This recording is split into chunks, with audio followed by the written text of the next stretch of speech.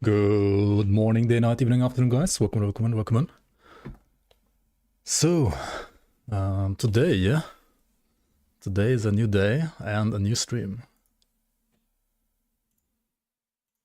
Welcome on to Grimace Adventure number 200. They got really creative with this one, right? The 200th Grimace Adventure. Can you believe there are 200 Grimace Adventures? Well, yes, there are now. Me neither. Well, technically there are 201, because the first one ever was my first day on the job. Yeah, a little bit of like Zentai trivia right there. Almost 14 years ago. Holy shit, dude. To think it started as kind of a gag. Well, if this one doesn't have the flippin' like Thanks of Us a Karn release date, it's gonna be another gag, I guess. But I mean, honestly, it's not gonna have it, I think. Definitely not yet. About 99% of them were written by me, and the rest by... question mark? AI? No, I don't think so. So in a way, this entire series of dev updates is just one big memory lane. Update 200 should be all about me. And in a way, maybe it will be. Bear with me. Today we will have some gorgeous, unique set art to share you. But first some context. You may recall our Loyalist pack number 3, yes? Featuring a very legless Chthon-inspired look, yes? We have been having fun with the tech behind it. Loyalist packs not required. Okay. So this was like the Loyalist pack Chthon thingy that made you like hover and also replaced your head with like a Void Rift. And now we got Cinderborn, a new set, which looks pretty fucking cool, as you can see here. Forged of Cinders, reborn in flame, doomed to feed its hunger. So there's a set, 4-piece set, I think. Chest. Actually, I think the head is not part of the set, actually. I don't know. I don't remember. I mean, nobody knows, right? Definitely nobody knows. Anyway, this looks really fucking cool, right? Like, you have a new, like, head transformation, like... This is basically like a helmet that looks like a different head. Pretty nice gavel, like Morning Star, and then the character itself floating and so on. Looks pretty neat. What else do we have here? Okay, some spoilers what Cinderborn is actually. So Cinderborn is a plate, shoulder guards, grip, and gavel. So like chest, shoulders, gloves, and mace. Yeah, so the helmet is something else. Forged of Cinders, reborn in flame, doomed to feed its hunger. And then we have, what do we have here? OA, DA, OA, regen, fire retail, more fire retail, Ulzun's Wrath, shattering smash, and tangling vines. So there's a demo shaman oathkeeper set like for shear breakers, archons, and elementalists. I mean, honestly, it suits the set pretty well. Looks nice. But yeah, it's maybe not necessarily only retail, but from what you see here at least, right, the set bonuses seem very retail focused. Yeah, you can play the OP Fire Rata Hammer instead of whatever this is, unless this one is maybe even stronger, who knows, right, who knows. If you have ever wanted to look and fight like a furious fire elemental, this is the set for you. The very vines you will conjure, we ignite the hungry flames. Okay, they also like show us fire grasping vines, which look, I mean, these are self-made by Crate, obviously. Do they look different than the ones in the Community League? I mean, they look a little different. Do they look better or worse? Probably a little bit better, but it's like the same. Like in the Community League, we already had like the same, right? Anyway, this looks cool. Now, how does this all circle back to me, Mr. Zentai? Okay, well, one of the most common questions I've been asked over the years was, Zentai, what is your favorite class combo? Yeah, okay. He's gonna spoiler us his own set, I guess. A reasonable question, and one I readily had an answer for. Spellbreaker. And I know it's not an optimal playstyle, but one built around Shadow Strike and Frozen Sky Shard. Eventually, players caught on and even tried to build the Zentai Breaker. As it turned out, there was very little supporting gear, and the entire premise was a dud. A strange phenomenon, given it was supposed to be my go-to build. So the follow-up question became, well, if this is your favorite playstyle, why is there no gear for it? I have always had this deep-seated feeling that if I catered loot we create to myself, then I am just stifling the creative potential of our itemization to what I want. It felt too self-serving, like abusing my power that probably every RPG player ever craves to have. With great power comes great responsibility.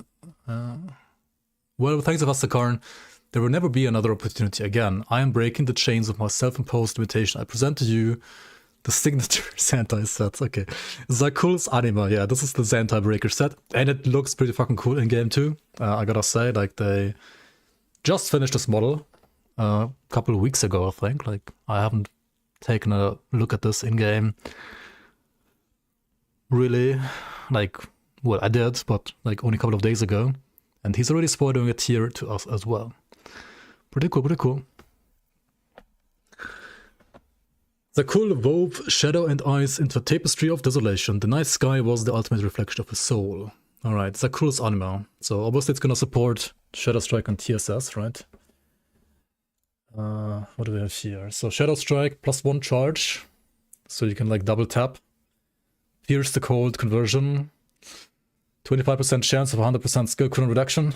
I mean, I personally hate this type of reset, but hey, it's Zentai's set, not mine, of course, so seems like he likes it. Skill energy cost reduction, chance on crit to reduce cooldown of TSS by 2 seconds. That's pretty good. I like this line actually a lot more than this line here. Frozen Sky Shard, 500% frostburn damage with 150% increased duration. Bruh. Also Siphon Souls, +1 charges and flat cold damage. Zakul's Anima. That's funny, he's hiding the set bonus skill. Like, it has a set bonus skill, as you can see here. A Defender of Life Force saps nearby foes of theirs, granting you stacks of Onslaught. Okay, but it is there in the text, right? You can already know, or like tell, that this skill, whatever this is gonna... Alright, let me know what you think about this Zakul's Anima set and the Cinderborn set. Obviously, they aren't showing everything because, well, the gavel, like the weapon and the gloves are gonna have like skill modifiers of their own as well on top. And here as well, I mean, Zakul has like a helmet, right, which probably has some other modifiers as well. A mark, like a medal, which probably has like some other modifiers as well. Yeah, so there will be more modifiers than just what you see here. Is Grim Dawn 2 coming before Fangs of Vastakarn at this rate? Who knows, right? Who knows? Maybe, maybe. Where can I like and subscribe? You can like and subscribe under this video. Right here, right now. Did I hear Tentacle Gaming? Your tarnish, welcome on. Just Dios, Ground Zero, Illuminator, Daniel, Skitterbrain, Gilo, welcome guys. Next squad, Prolif, how's it going? 200 should be an expansion, not such nothing. Well, I think at some point in the past they might have planned to actually release expansion on Misadventure 200, but then again, they added more content to the game. So they have to stall a little longer. 13th of April for the next Grimace Adventure. I mean, this basically confirms that expansion is not gonna drop before 13th of April, right? It cannot drop before this, otherwise they would have like announced the expansion date probably already. Yeah. Yeah, Zakul and Zentarian. Like, Zentai is in the game twice now. Like, who's the real Zentai? Zakul or Zentarian? Couldn't like Cinnaborn more. Yeah, Cinnaborn looks really fucking cool, I think. I mean, both look good, nice. Very hot. Indeed, indeed. Cinnaborn Gavel is a one-hander. I think. I mean, you couldn't really see it here, right? Maybe you can't. Maybe it is a one-hander. Maybe I know it's a one-hander. Who knows? What else do we have people saying here?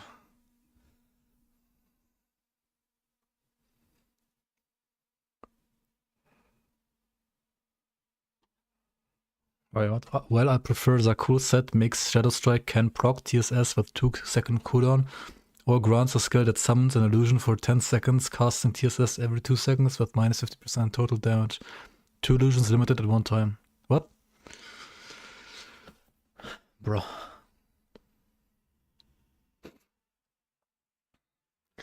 "13th of April is your birthday and still no expansion?" Yep. It would be very cool if they just said, "Oh, by the way, expansion is out." Yeah. Are those new enemies? No, those are new items. You can look like this. This is not an enemy, this is you. Once you have the set. This is you, the player character. Hello, welcome guys.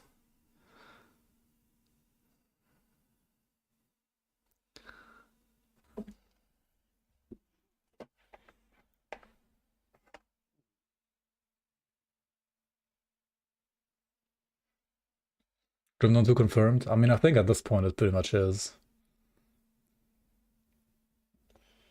The sets are presented. The sets are indeed presented. Okay, let's go play the game a bit. Let's play the game.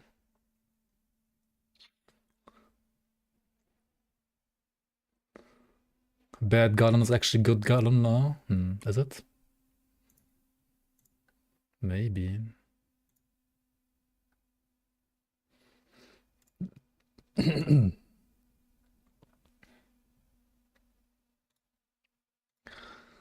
Maybe.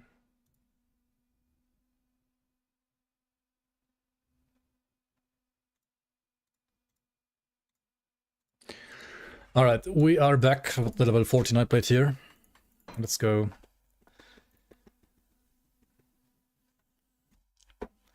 Pierce through some enemies with Phantasmal blades. You like the black loading screen, or like main screen? It's pretty nice for like making screenshots of your character, not gonna lie. Why is menu screen black? Why not?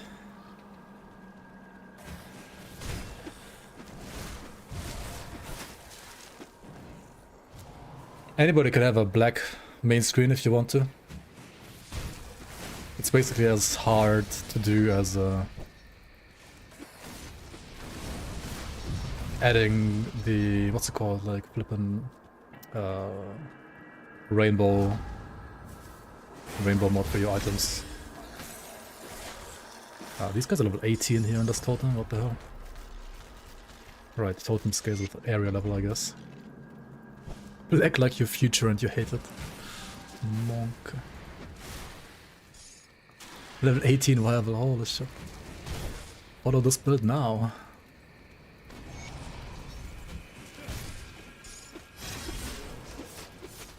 How's the PoE League, by the way? You guys having fun?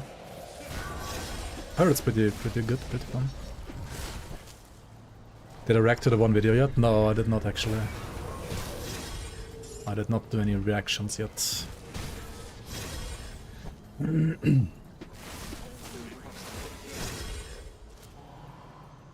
2 streams in 1 month. Seems good, yep.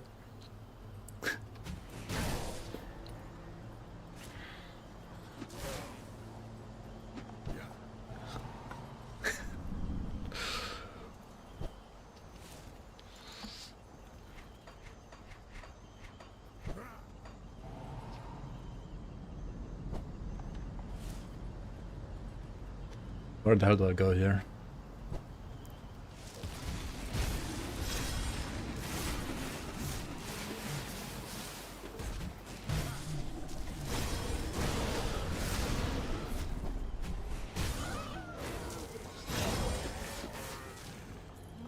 There was one item I was thinking of last time that we might get in this area, but it was not the finger. What damage type does Ring of Steel have here? It's still Pierce, but this item, I believe, makes it red. For some reason, even though it just adds bleeding damage. I don't know. It makes it bloodier looking, I guess. Sometimes the visual conversion of these kind of items are... I mean, usually they are fitting. And I mean, red is also not that unfitting for bleed, but it's a little wild to me that like this one not even having any conversion still changes the color. At this point you just want the new UI release soon. Soon to patience. What are my weapons? They are Drangul Savage Blades. These are spoilers. Spoiler weapons.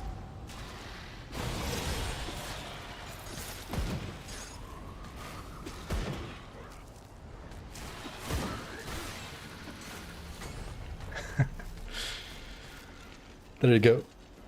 Pretty good for Pierce PB, not gonna lie. And of course, you can even play like cooldown PB, because you can weave an onslaught. And then charge up your onslaught stacks. And then, well, you can either actually use Phantasmal Blades, for like the big burst, or you could just use the onslaught burst for Ring of Steel anyway, right? And then not even play PB at all. Or play any other like big Pierce, Bleed, Nuke, whatever you want, right?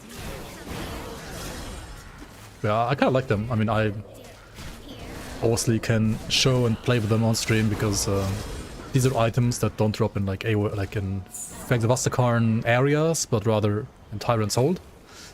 These items are exclusive to Phantasmal, right? They will not suddenly be in the game with 1.3. You will have to buy Astakarn to drop those items, but yeah, they are like dropping in the like base game already, like base game areas, let's say it like that. Looks like a one-hand kind of item with another item in offhand. Yeah. You can do that too. And for leveling, you could also combine it with like a derp slicer if you wanted to like be more auto-attack focused. I tried looking through like Phantasmal Blade stuff.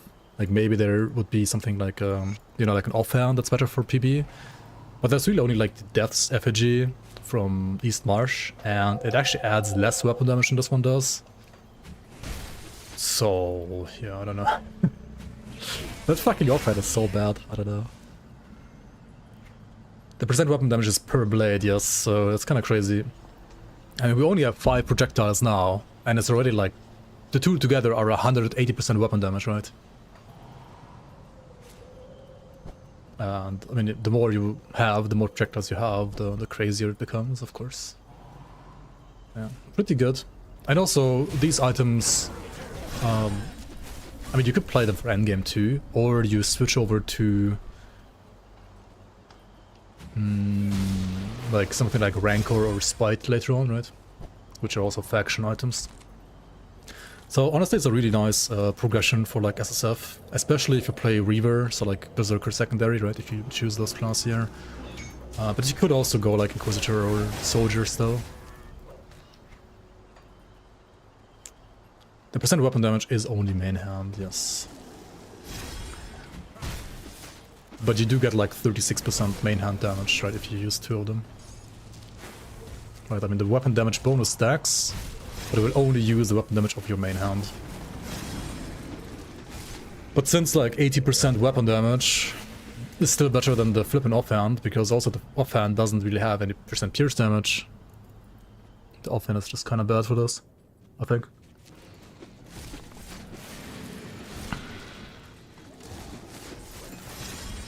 At least at this point of the game.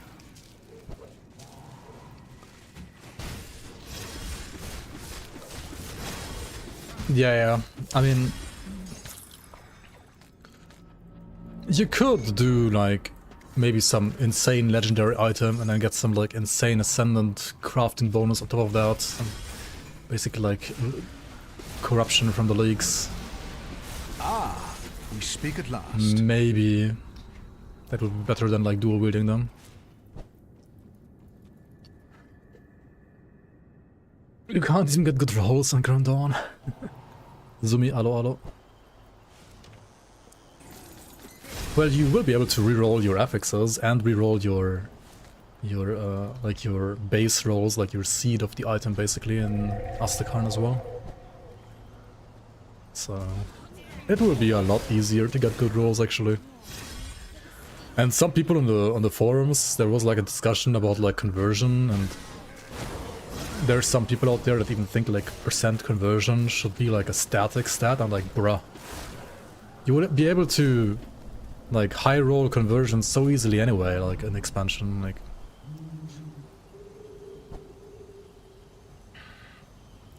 Messenger repeater is good for this. And you can't play repeater with the blade together. I mean, actually they are changing Messenger's repeater, right? A little bit, I think. Whatever it is. We can check it out today once I get there and kill the messenger and maybe like get the item.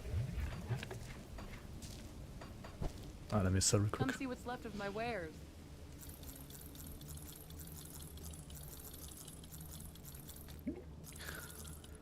Sell all the garbage and put everything in stash. There we go.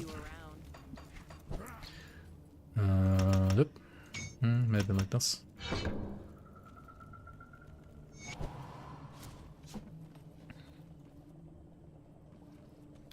Yeah, it might be better for Inquisitor, maybe. All item stats should be static. Yeah. I don't know. Also, nothing should ever be nerfed, only buffs. Let me play Diablo 3 instead on Torment 69.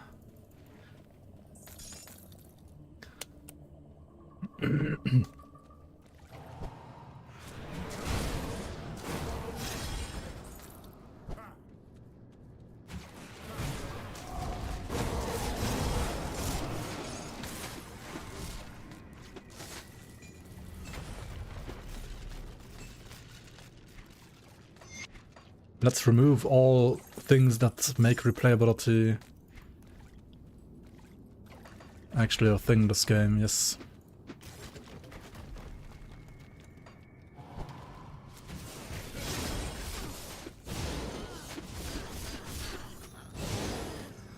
Oh wait, I wanted to actually switch over to Veteran, I think, today. What am I doing? Why am I still playing on normal Omega LOL? Let's go Veteran at least. I could also play Ultimate, but yeah. Let me finish the acts first.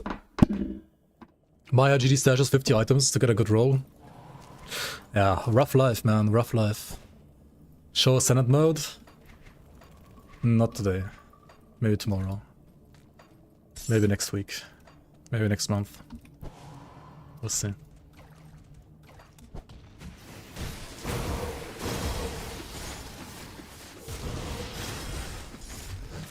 Senate mode is still like a little bit work in progress to prepare, so like showing it right now I think is not gonna do it proper justice. Does Senate mode give extra XP? I don't think so, no. I mean, I wouldn't. I don't know actually. I mean, maybe it does, but I don't think so. Favorite class? Probably Demo and Nightblade. I don't like combining them, but I like Demo and Nightblade a lot. I mean, I also like Arcanist.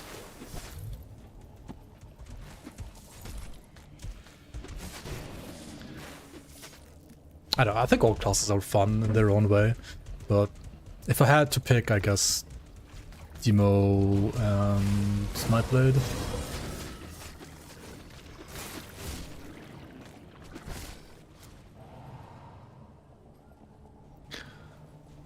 Yeah, I mean, they showed like some ascended item spoiler in some misadventure like a couple of months ago, I think.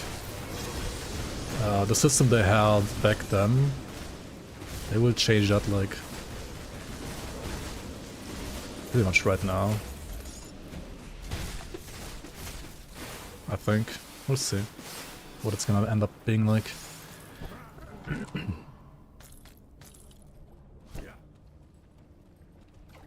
Mimetis replicating missile, yeah.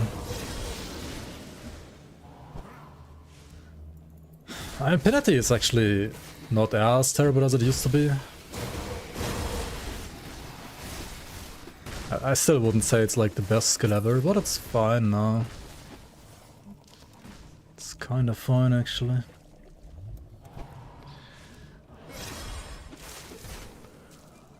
I kind of like, I think my favorite skill in Inquisitor is actually a rune though, like a trap. The Rune of Kadastor is really nice. Honestly, Rune of Pagurad is fun too, but Rune of Kadastor is better.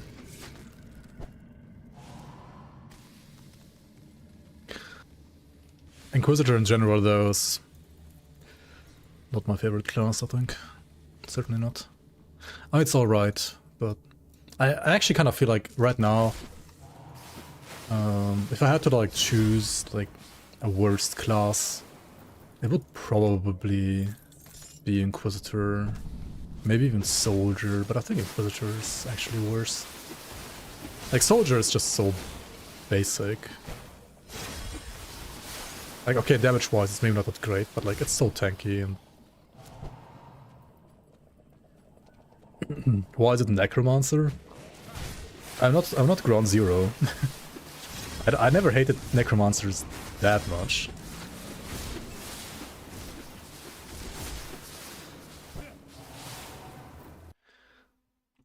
Did I DC for a second? What the hell? Apparently I did. Like for a millisecond. I had some drop frames there, but it should be fine now again, right? Is it public preview? No. My least favorite class?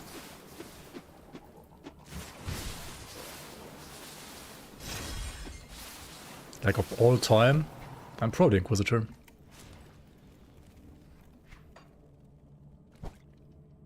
It kind of like changes a little bit, like depending on the patch for me personally, but if I like look at classes over time across like all, like over like the entire existence of classes ever, then I think it's probably Inquisitor.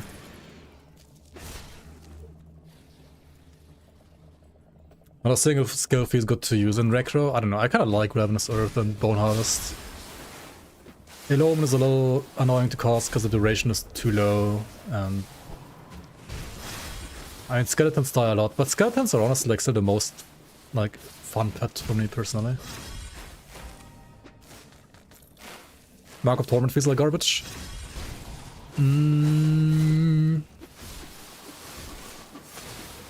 Yeah, it's a little bit clunky, but it's at least like mechanically very unique. Just like Upheaval was. Siphon Souls also looks really cool, yeah, but Siphon Souls more often than not kinda sucks, but it looks really cool.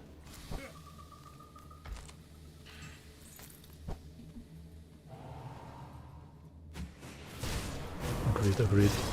But like Inquisitor, I feel like Seal's just annoying. Word of Pain is... I don't know, it's kinda boring.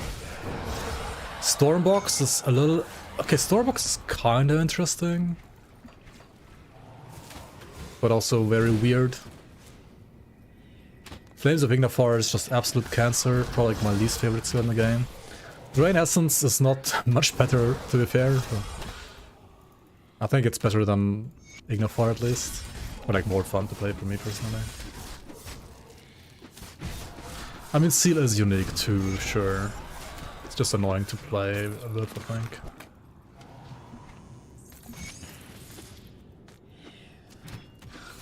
And then the runes, I kinda like the runes. Even though like many people dislike them for their armoring time and so on, but I actually kinda like them. The Inquisitor's weapon pool skills, yeah, they're okay, I guess.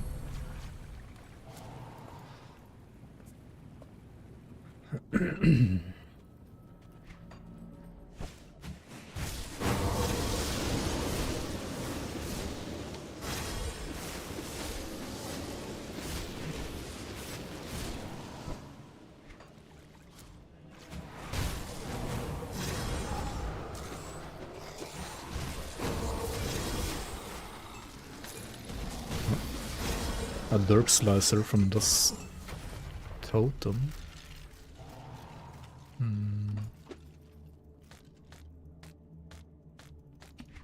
Favorite skill is Sigil. Oh yeah, Sigil looks pretty nice. I do agree.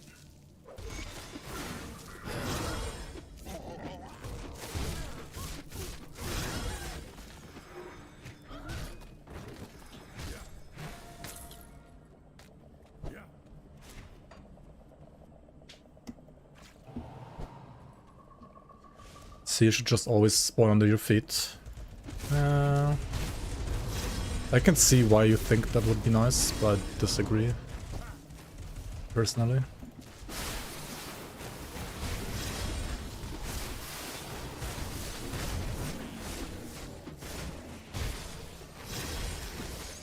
I think it's nice that you can put it to where you want to go next.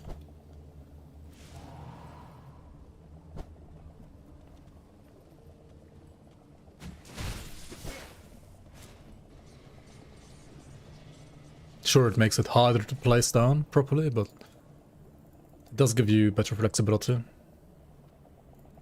Oh, fuck. Skill expression. The expression of the skill or your skill? I guess both.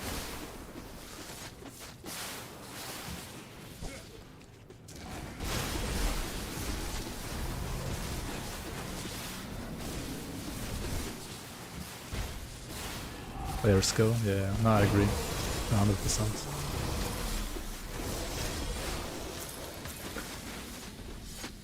I feel like ARPGs always struggle with their like player base, because I feel like ARPGs are always very split between people that want to basically play ARPGs as a like slideshow where they just press walking and everything just dies around them and they don't need to do anything ever. And the people that do want to have ARPGs as a game where you have like insane mechanics and you have to prove your skill and stuff like that. And ARPGs always have to like be something in between to cater to both player bases in a way.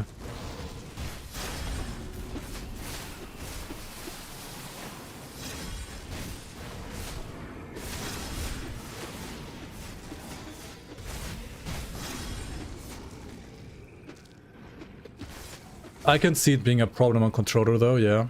And I mean, it would be nice if there was like an option, right? If you could like set it to spawn under your feet or wherever you have your cursor at, depending on like what input setting you're using, right? Now you're right, like it's definitely, it would be better for controller, I guess, if it's like placed under your feet and not under the... I think on controller, right, if you use it, like it auto targets an enemy that's close to you and like just puts it under that enemy instead. Where's the Silvaria amulet? Here it is, right? Pierce Pox and Pierce Werewolf. No, Acid actually, not Pierce. Okay, cool. There's a second amulet. She can drop 2, right? The other one is for Pierce Berserkers. Which would be good for this build, honestly, as well, if you play, like, Berserker secondary and, like, play these weapons with onslaught stuff. Would be good for that one. You like playing one-handed builds? Yeah. Welcome. That's locked. If you're having some Bacilla OnlyFans slideshow on your other monitor, it's understandable. The aura sensor could convert to cold, and I could just convert that Nightblade aura to fire. I would never play anything else. I mean, you can. In the league, I think. There are items for... At the very least, for cold aura sensor, there's items for that. Also, like, visually converting it to cold.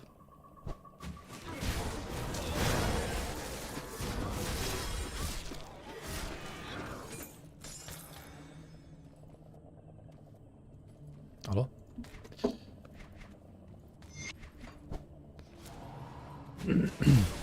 You love this game because you can play on a Steam Deck fully offline? Hell yeah, man. Sounds good to me.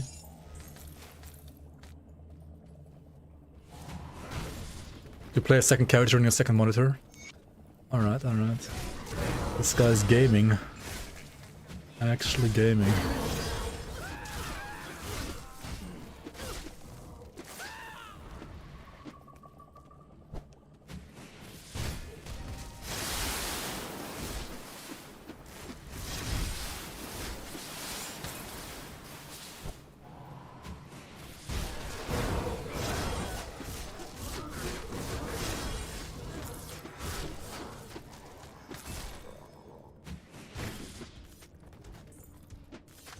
Quaid is gonna add some more like tech to 1.3 right before it goes live. I wonder what else they're gonna add. What do you think? It's gonna be like the next big tech thing they add to 1.3. What is left? What do you want to see in the game? What do you think they can realistically add to the game at this point?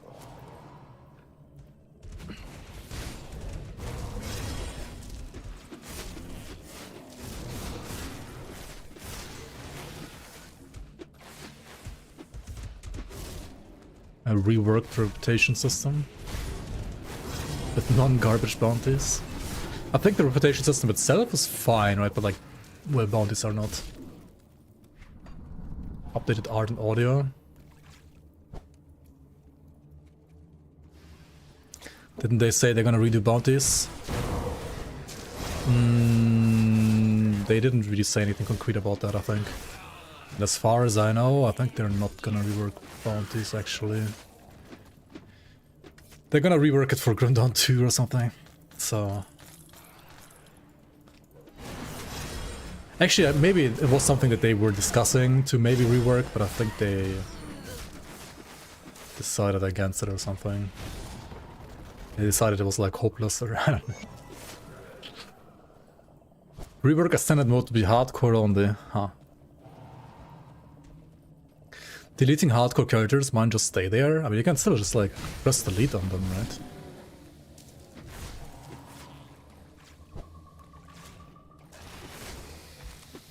I can ask about the bounties again, yeah.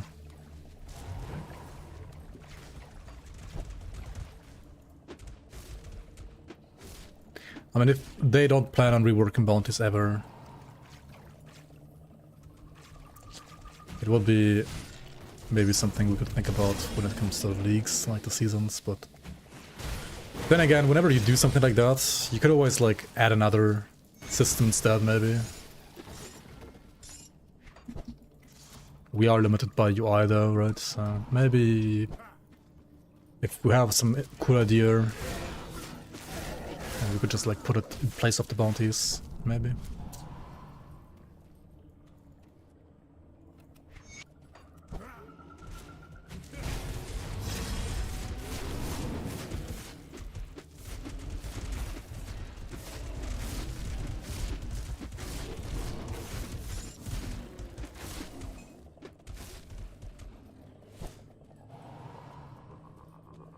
Is Grim Dawn 2 confirmed? Are they working on that? It's pretty much confirmed, yeah, at this point. It's not gonna release like anytime soon though. Maybe like in 10 years. Who knows?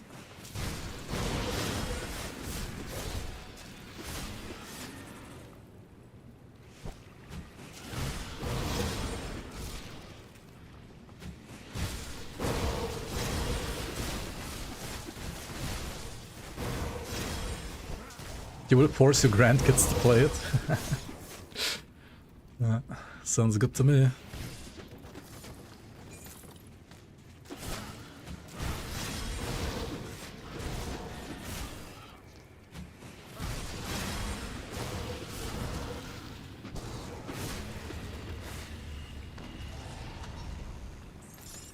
If I delete them, they just reappear next time you boot the game.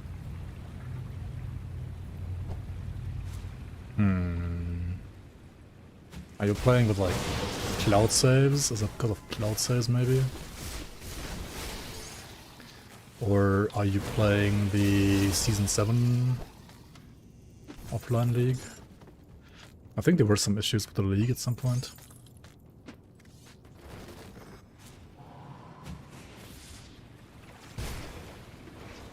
This background music makes you want to install Torchlight too. Really.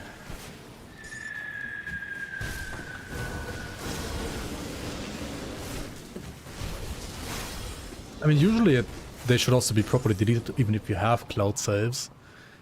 But maybe it's bugging out for some reason for you. Never had a problem myself, but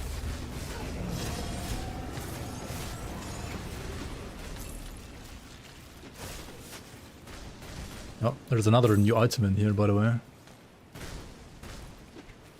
Isn't there?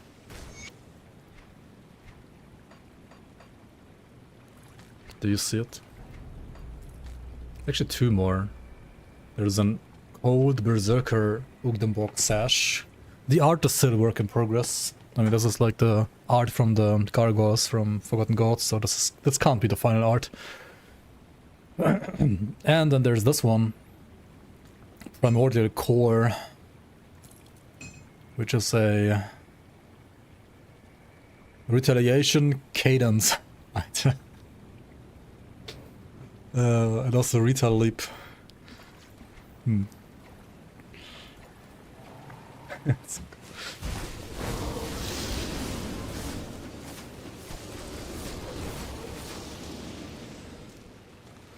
How many times did I die in hardcore?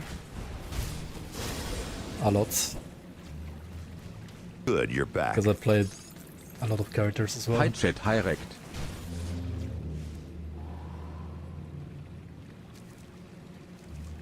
Yo, DMT, thanks so much for 54 months. Holy moly. 54 billion years. That's crazy, man. Welcome to the Bloomers. Welcome back. Appreciate the support. Rata Leap. Yep. Can play a Rata Thane. Like Zerker Soldier, I guess.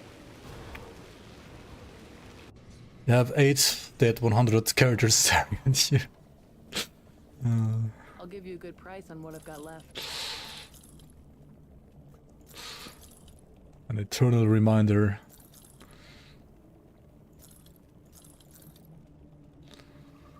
That's another one here. Cool.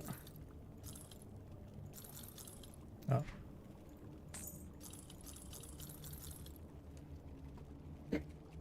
Dreadmaker footpads.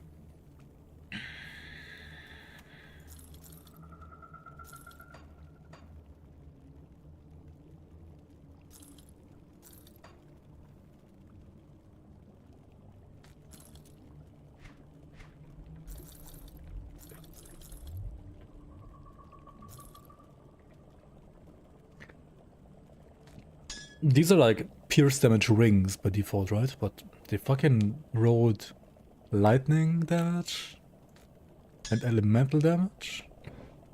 Like, what the fuck?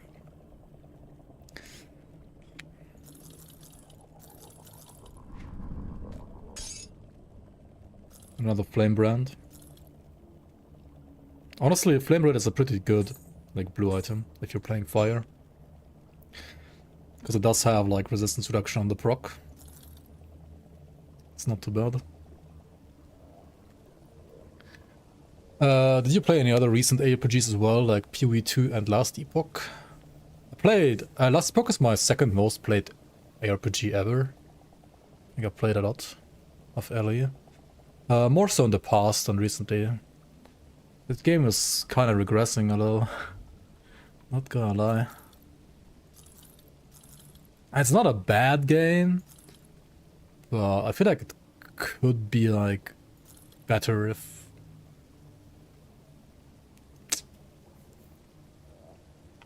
it was actually great, you know.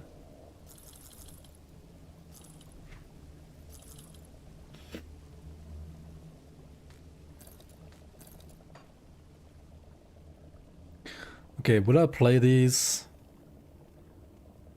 I could just play them for resistances instead of the Goddess Ring, maybe. So Goddess Ring gives me Pierce, 8th Elemental.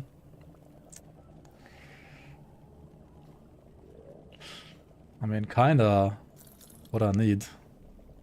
These don't give me what I need, so... Can't really play them.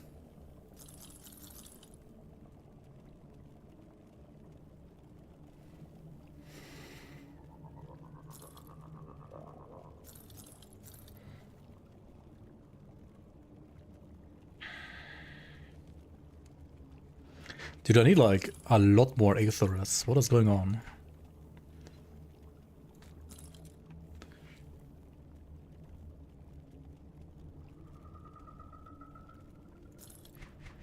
Put it to good use. They will fix Ellie soon. They will fix it tomorrow. Hooray. I think so too. I mean, maybe. Welcome, Marco. Welcome, welcome. 10 cent to the rescue. It's not just 10 cent, right? It's, what's it called? Crafton? Crafton to the rescue? Surely.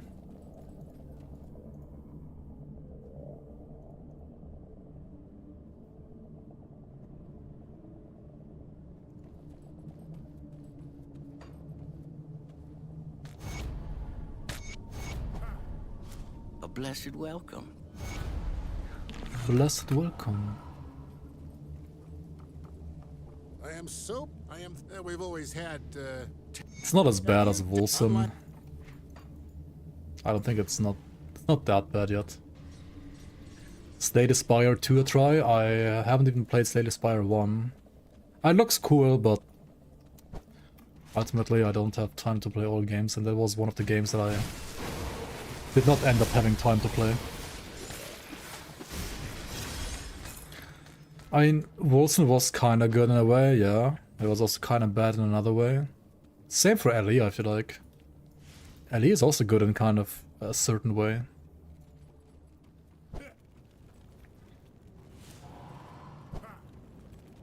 I don't know.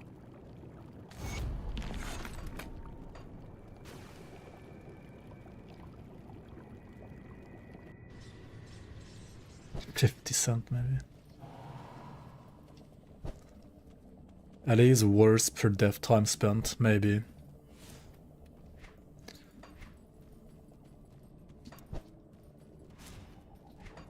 Come see what's left of my wares. See you around. I feel like that's kind of hard to judge. And Have you dealt?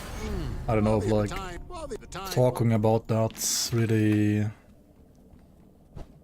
does anything either. Ultimately, you can just judge what the game is, right? And both games certainly have their issues. And Grim Dawn has issues too, but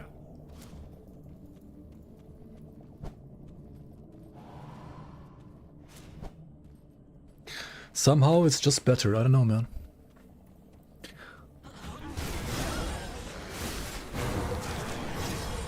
Wilson could have turned out good if they stuck to it and didn't just take the bag.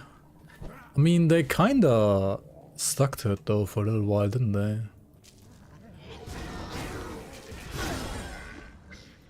But like, they still had so many fucking bugs, right? One guy? I was only one guy who still updated Wilson. Okay. I mean, one guy can only fix so much.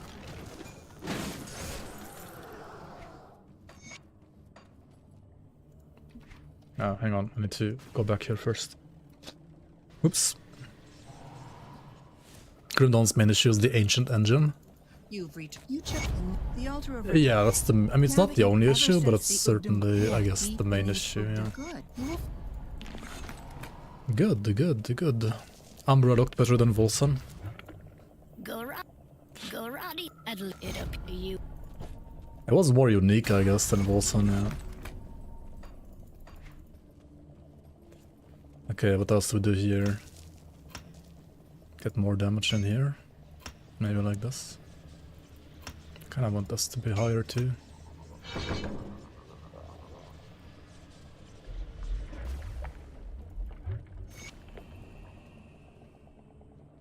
This is kinda bugged, right?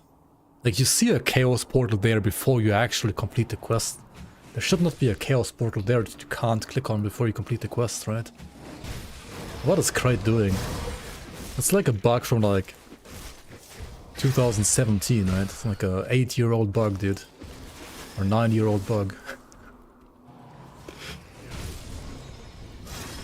Bruh.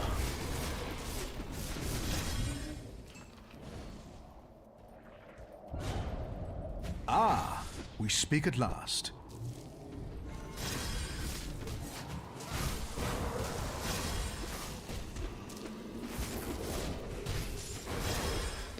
What do you feel like is bad about Ellie?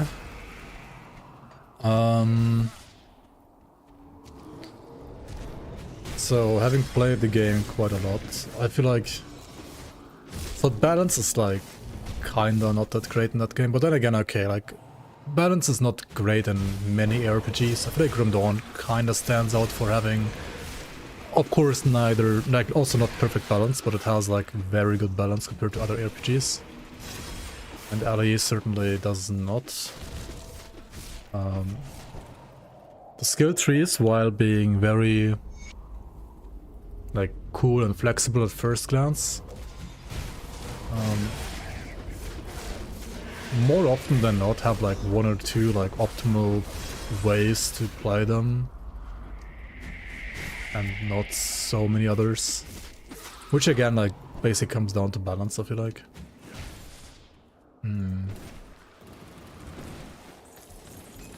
And then, like, some skills, like, literally still look like they are in pre-alpha. Like, fucking Smelter's Wrath from ForgeGuard, for example. I don't understand how that skill is still not updated. Like, visually. Like, after all these years. It still looks like a high school project from 2010.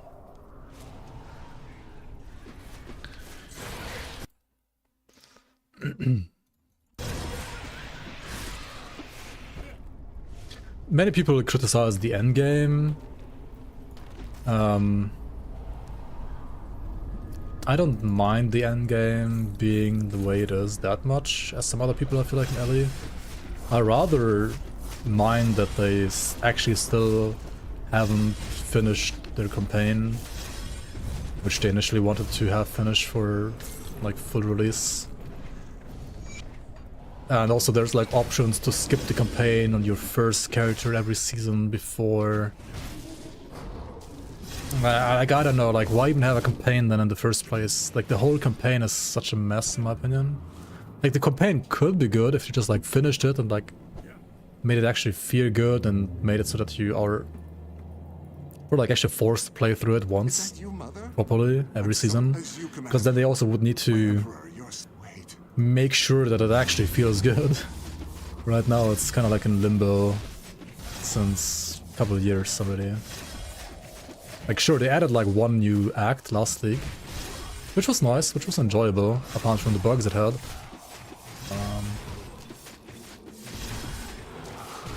I really don't have too much damage against this guy, right? Why not, actually?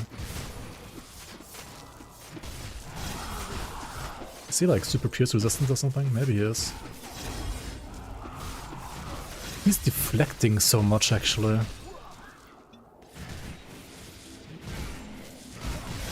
That's kind of crazy. Is he like... Are projectiles just bad against Agrim? Is that what's going on here? Like, look at all the deflect that's going on here.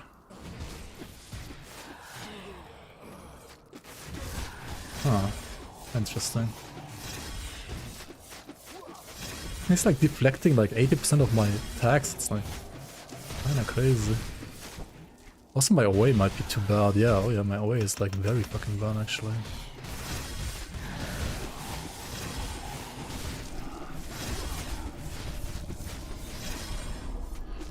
My hit chance is really bad here for some reason.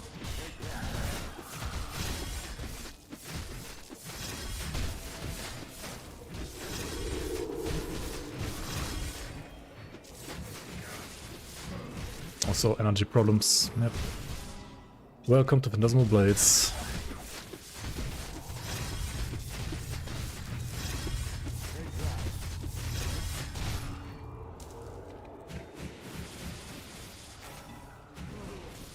It makes sense that he's good against my build.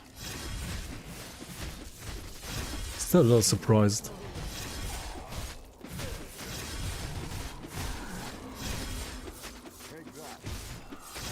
Take that.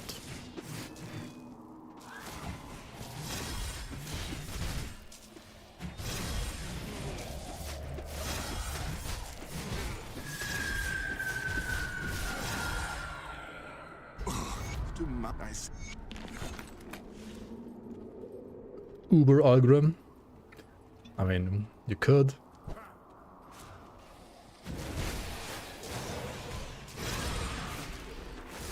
We could.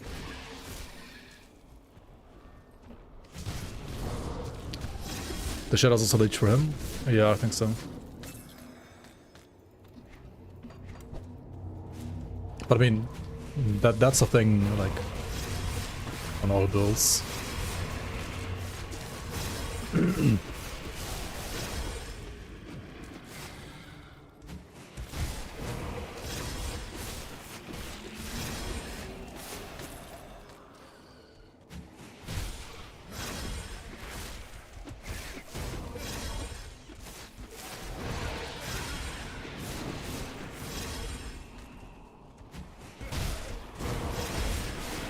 OP build stopped by a simple cook. Yeah. Exactly.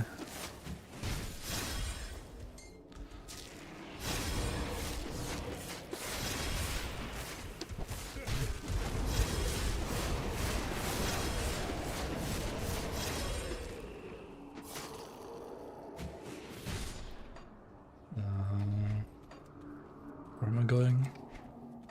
To the left.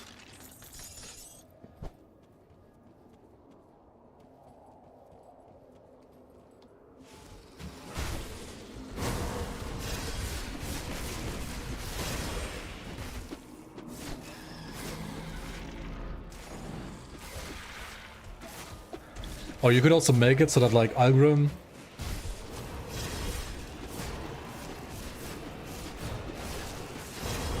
like, what's the story with Algrim, right? Like, he chills with us in Malmau.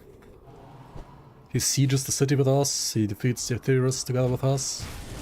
And then the story kind of, like, ends there, right?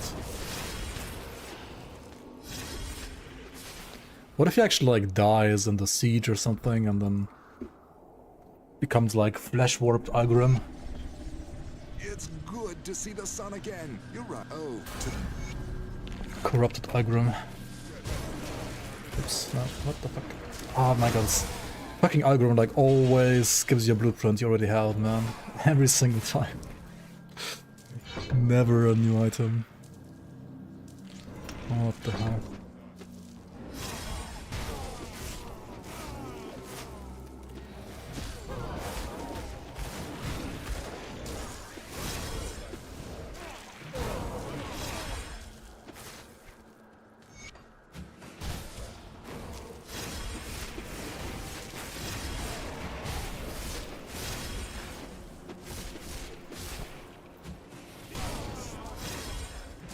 Yeah, that's true though. Like, he's like a, he's almost like a god, like some kind of demigod, right?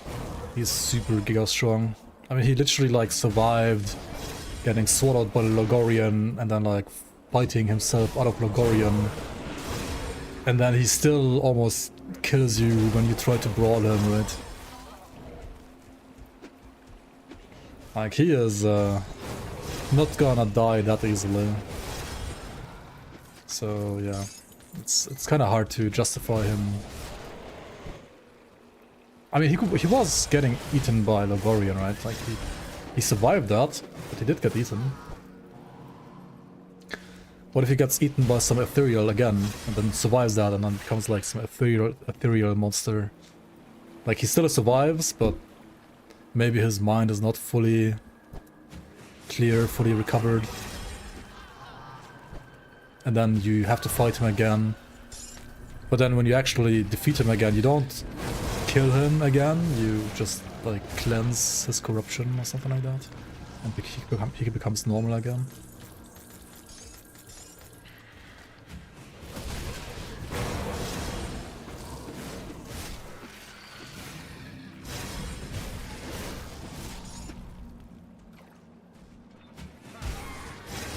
I think that could work. Basically regurgitate the Logorian story, just like with some ethereal being.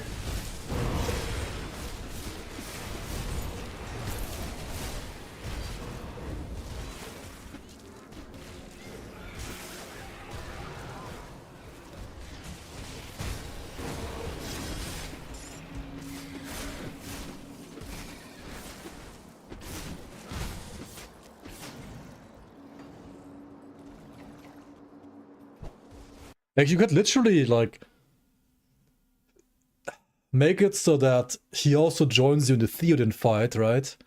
And then, like, Theoden, like, spawns some kind of portal when he transforms into some stage, and then he gets consumed by that portal or something like that.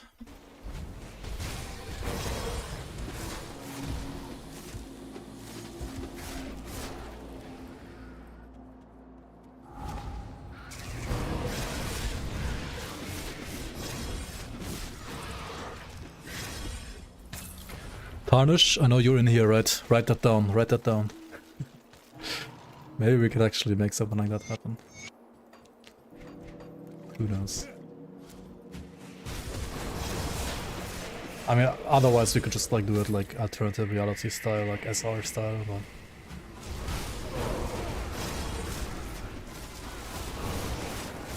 Regurgitate Agnes story. Noted, yeah.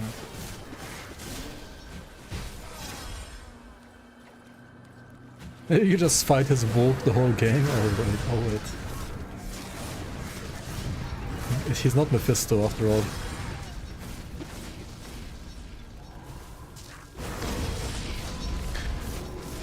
Are Diablo 4 players gonna actually fight Mephisto in the upcoming expansion for D4? Are they actually gonna fight Mephisto, or...?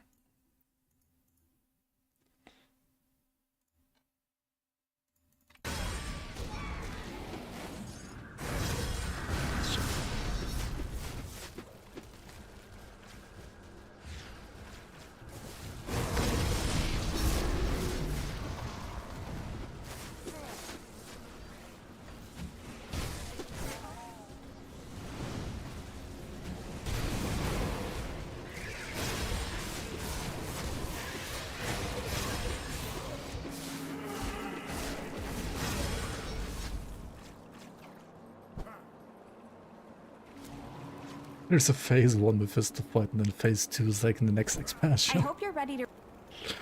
Yeah, imagine.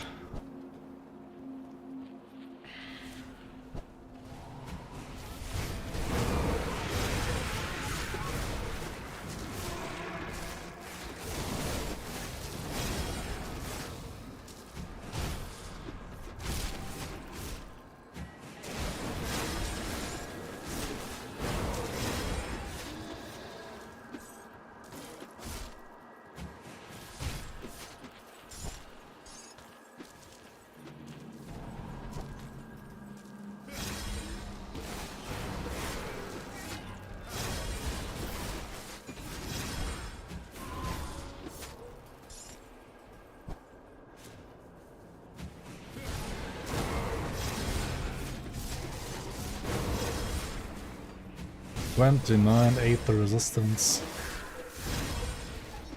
Yikes, dude.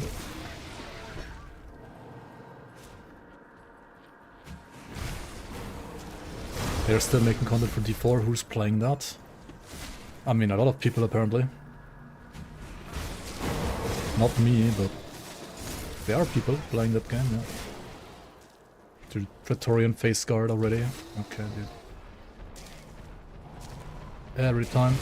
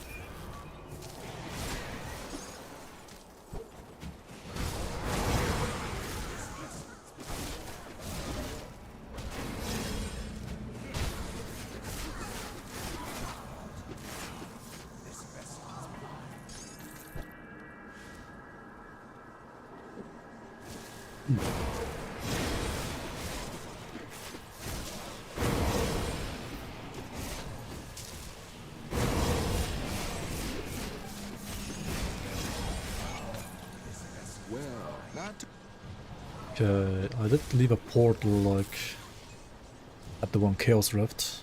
or Dravis is offering. So let's go back in here and get it.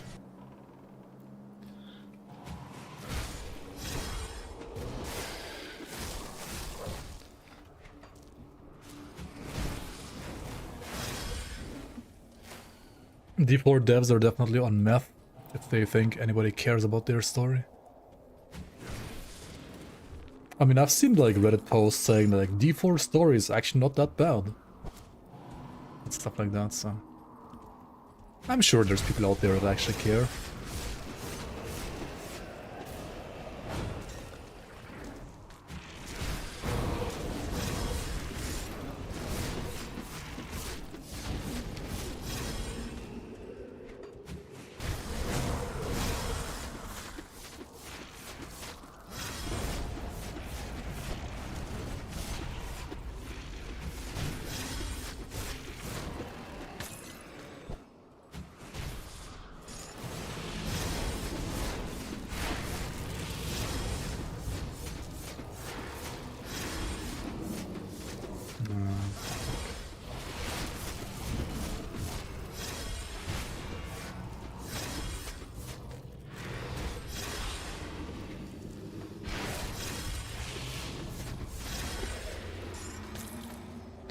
Wait, Savage Effigy is not a...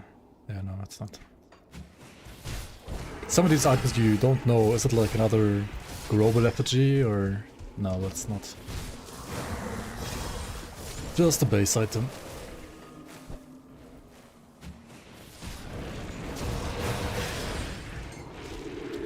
You care about story when you play Witcher or Baldur's Gate. Am I crazy for caring about a story in Grand Dawn? Maybe I am.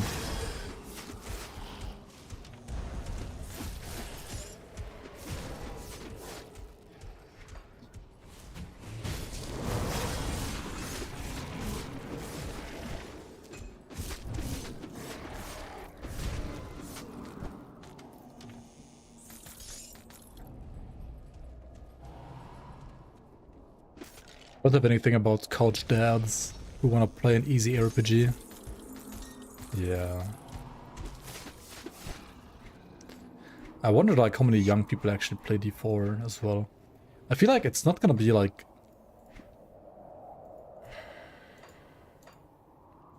It has to be like some young people too, right? Because D4 is still like a very much known game and like an easy entry to the genre. I just don't know like if so many people still even care about that genre at all, like the younger people.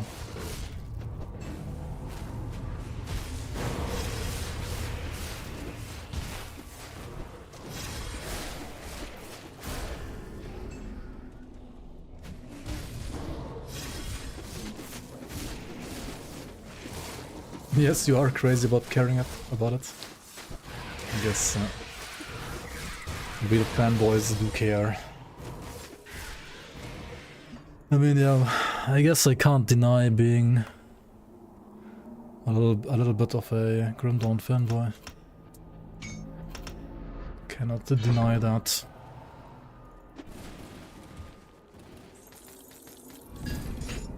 The Adversary. Cool item, if it was mythical. Trick shot. The fuck are these skills?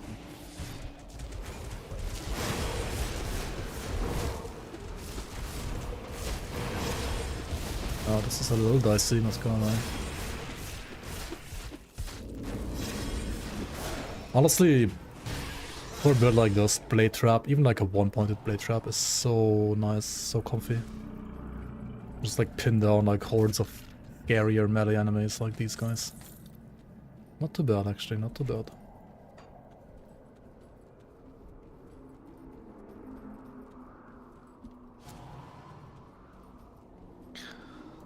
Does D4 have anything like that going for it? I don't know. Shouldn't have like something going for it, just like Diablo 2 did, or I don't know. Maybe not. I'll leave you to rot. Yeah, the A reduction is also nice on Blade Trap. You kind of only get crits on trash and not actual bosses, but still decent, I guess. Hold on, we also need to get into the cellar, right? I forgot about the cellar. We got the other Dravis' item. Legendary items can only drop once you hit level 50. Well, the drops depend on enemy level, not your own level. And I guess the enemies in that area were level 50.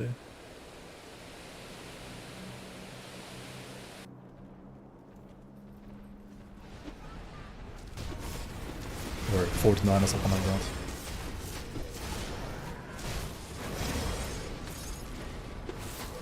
High enough at least.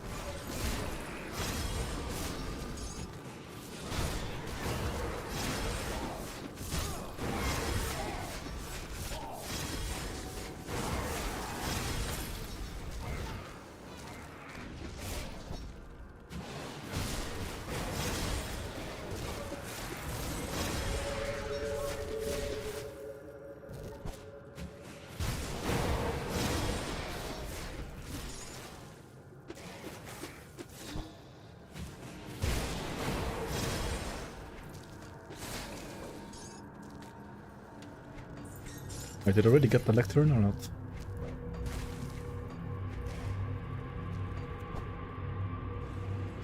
Hang on, was it in this area?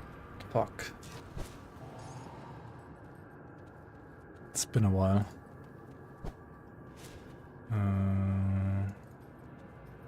It's like up here, right, to the left? Yep.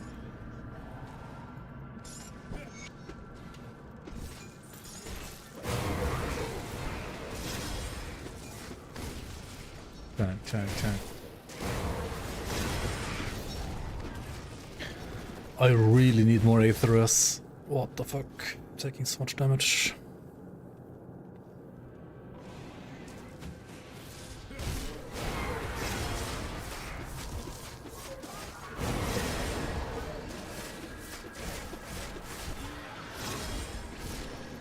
Really need more Aether damage resistance.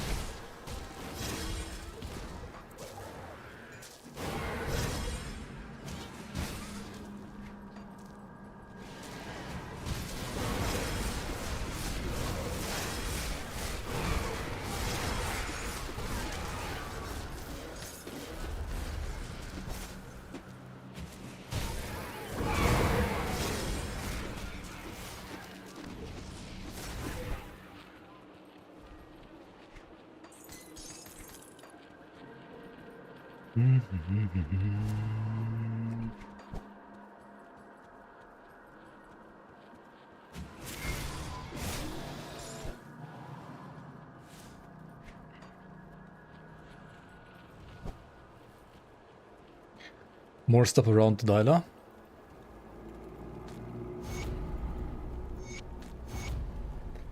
The Dyla story is kind of concluded, right?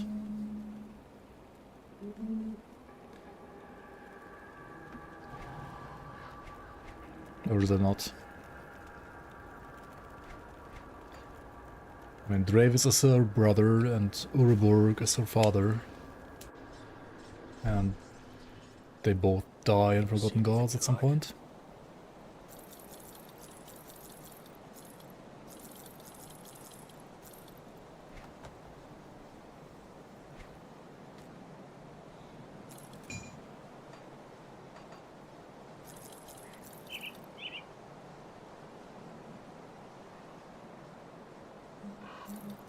So retail Shebreaker, what attributes do I need?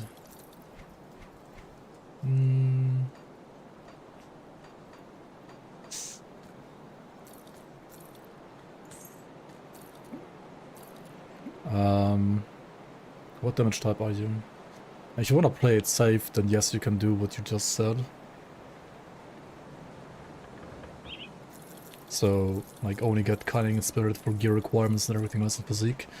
But if you want to, like, actually maximize your damage, then you never want to get too much defensive ability. Because you want enemies to always be able to hit you, technically.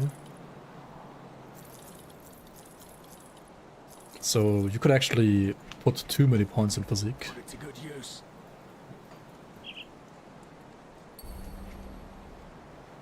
I need more OA still, right? Like, why is my OA so bad?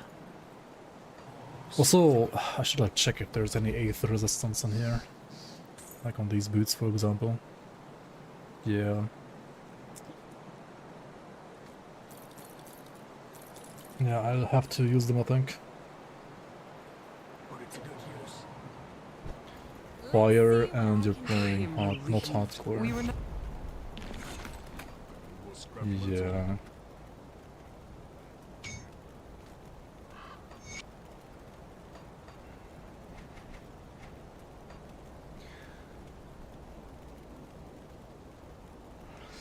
I don't think Spirit ever makes sense, right? Because even, like, Spirit is magical damage, and magical damage is fire damage, but fire damage is not fire retail damage, so I think this doesn't scale your retail damage at all, right? Actually, so I guess... like a mix of cunning and physique, mostly, for retaliation?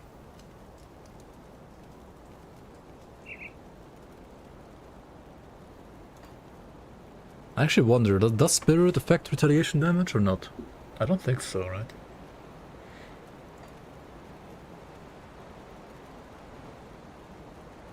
Go on now. Why would it? Yeah. Correct.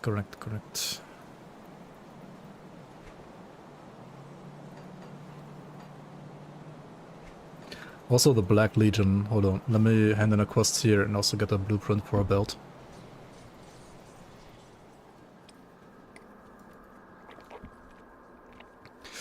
Yeah, pretty much that, like, you get cunning for away.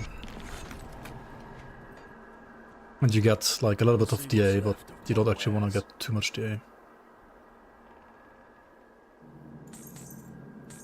Put it to good use. You can also craft Arcane Spark now. I do the best I can with what I've got. Okay, but the reason why I went here is because I can now craft the Nightblade belt, like the Legion belt. With some blessed wellstones. Wait, what? Can't craft whetstones? Jesus. Blessed whetstone, Grundon. Sold by Kaimon's Chosen. Okay then.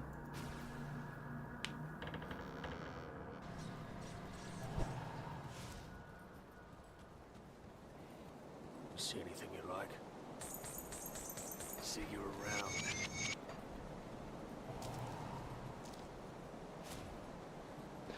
Welcome in, Husitos.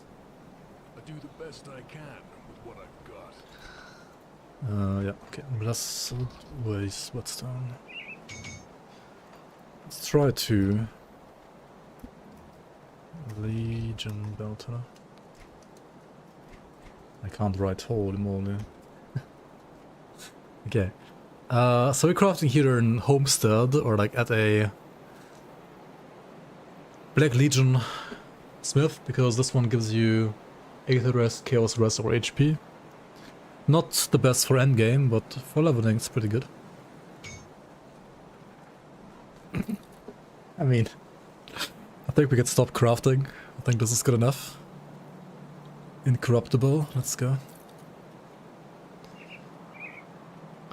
Incorruptible is great because it gives you Poison Rest, Aether Rest, and Chaos Rest. And I believe the crafting bonus also either wrote Aether or Chaos Rest, probably Aether even. So, I mean, that's pretty good. It is pretty good. Some proper streamer client going on right there. What do I want to put here now?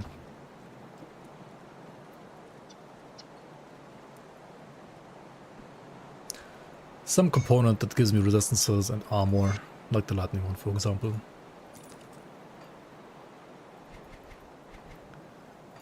This already happened once, right? Like on another playthrough.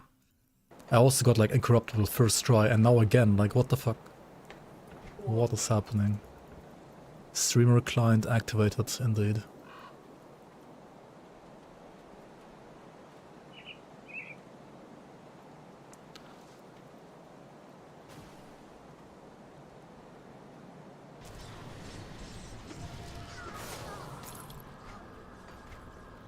Helm is here. Well, it's the other Helm. There's two Helms. There's Helm Envy and Helm Visitos.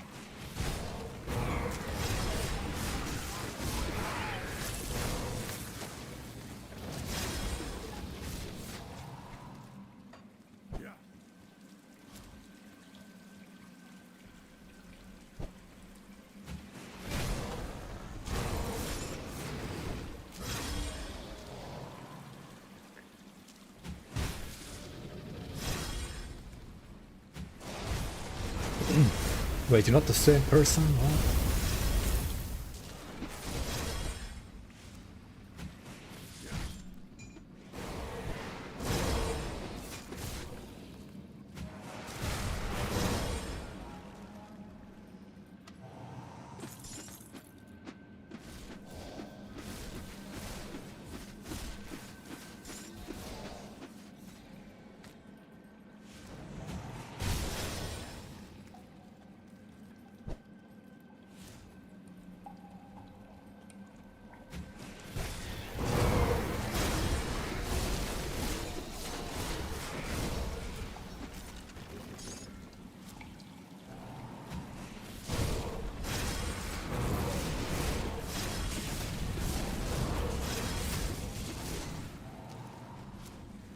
Yeah, let's kill Galacross.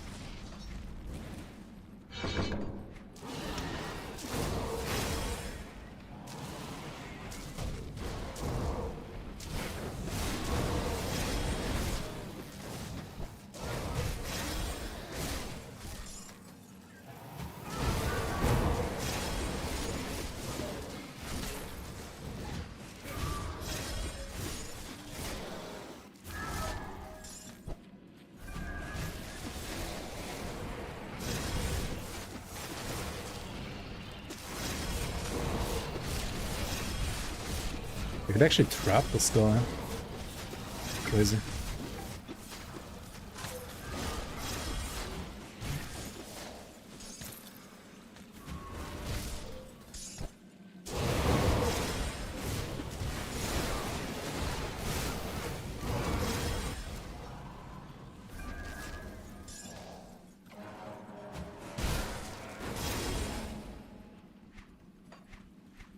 What did he drop? The singed plating. Pretty good for like Fire Strike characters, actually.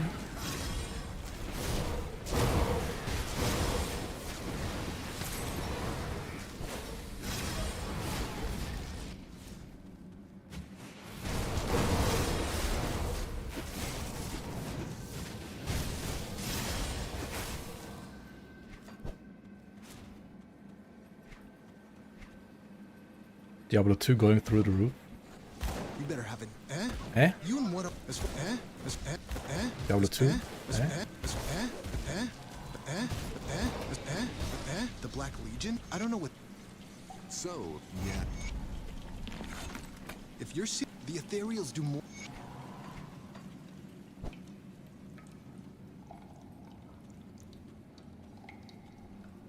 No. Whee.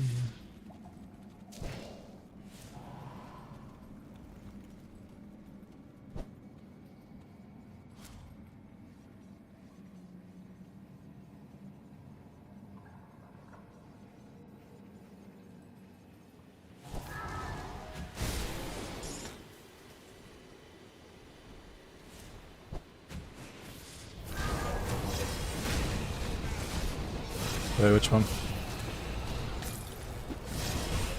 That skill is not a skill.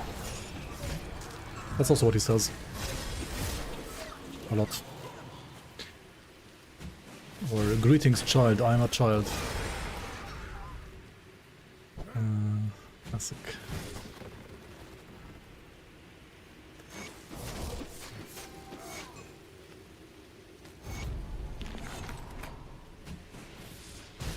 Show me what's left of what's left.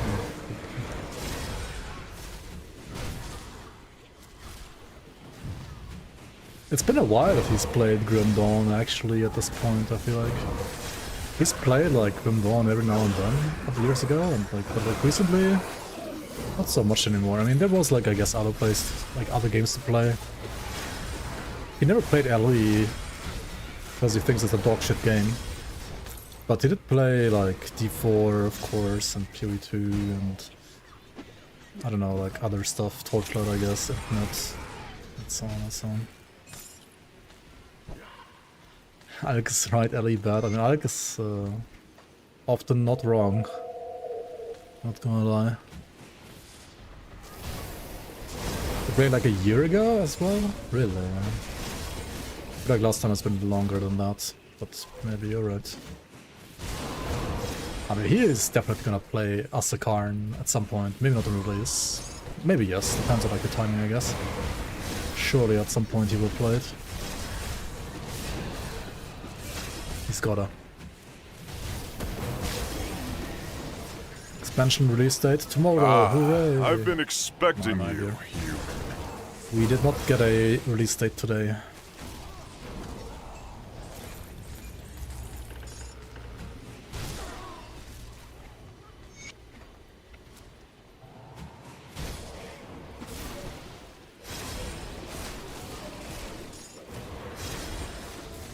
Yeah, he never played the fucking seasons though, like... People told him, I think, at 1 or 2 times, but he hates mods, so...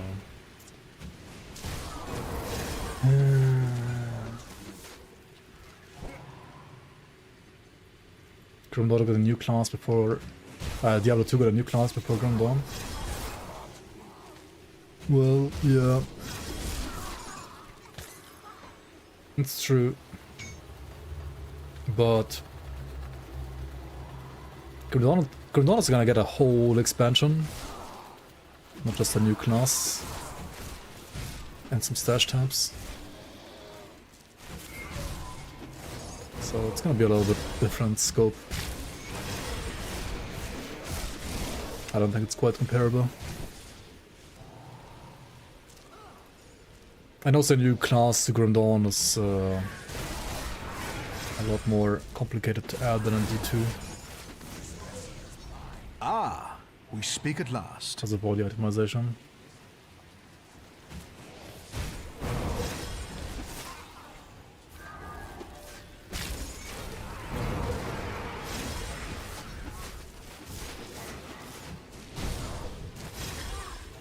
How many items are there for Warlock in D2 even? Is it like 100 items? Or how many is it?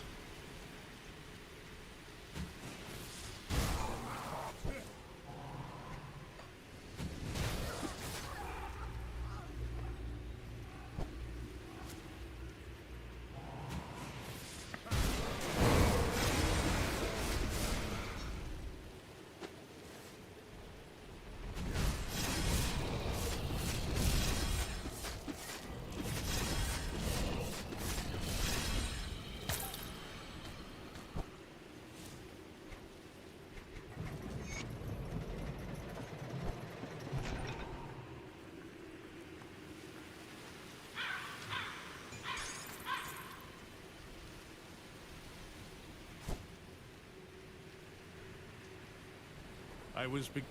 They do work well together, yeah. We. D2 and me.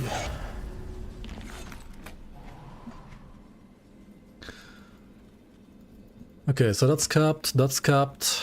We got this, we got that capped. We got this capped. This is like almost too high. Let's get more cunning through Anatomy of Murder. I've spoke Corinian. Which is gonna give us like pierce damage as well as OA. And of course you could also like use, you know, like a different class. But We're not doing that. Yet. Maybe at some point later. Also new item spoiler, by the way, red new blue item, holy shit. More blue items. Good use. This one looks pretty cool. Empowered Frost Shriek. It's level 50 though, I can't equip it yet. 6 HP and the veteran. I was running around with 20% Aetherus until a couple of minutes ago. Kerplank playing Arc Raiders. Yeah. He is. I don't know. To me, like, extraction shooters are a little boring to watch, not gonna lie. I mean, they're, for me personally, they're also boring to play. But I mean, as long as he's having fun, more power to him, I guess. Is TQ too bad or what? I feel like, I mean, okay, like, it's understandable to a certain degree that it was like a bit pissed about the last patch and like the amount of bugs it had. But they did fix like many of them now, I think. And it's not that bad. Also, there's still Titan Quest 1, right? Like, why is he not playing TQ, right? Burned out, I guess. I don't know. Happens to the best of us.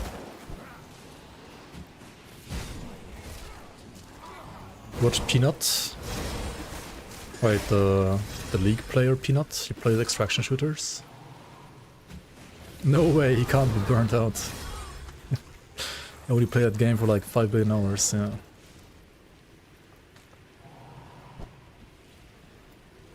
He quit TQ forever, what the fuck? It's like whenever I'm not playing Grim Dawn, did you quit Grim Dawn forever? What the fuck?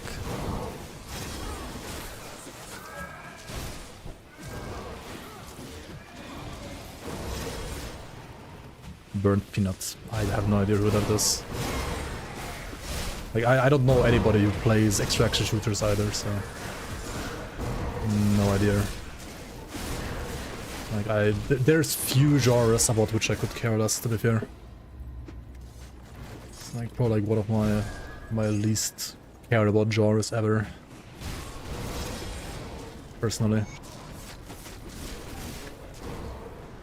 Like, I would literally rather play Animal Crossing, not even kidding.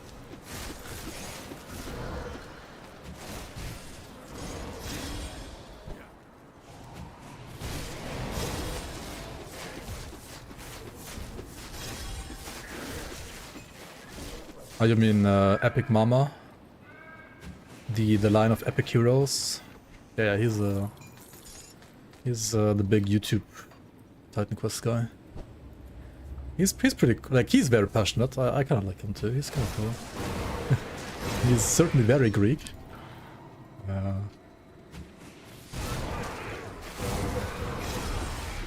It's funny. Also, he's not the youngest fella anymore, but I mean, it doesn't mean he's not passionate for Titan Quest.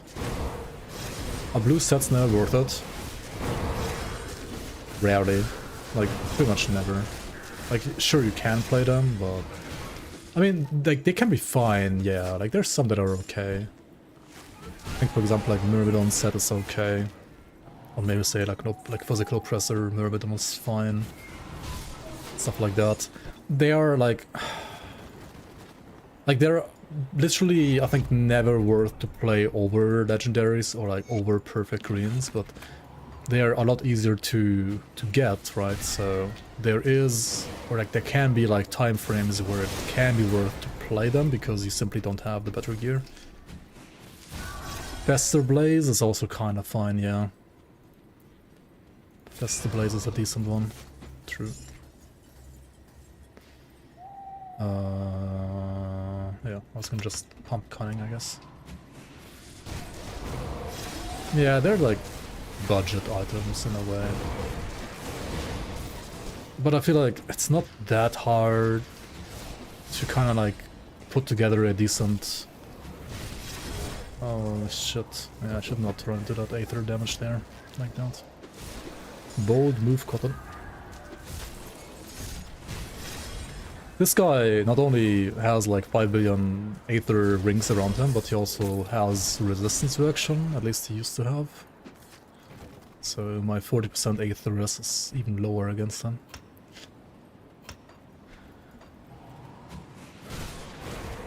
Did I mention I need more Aether res? I think I have at least once.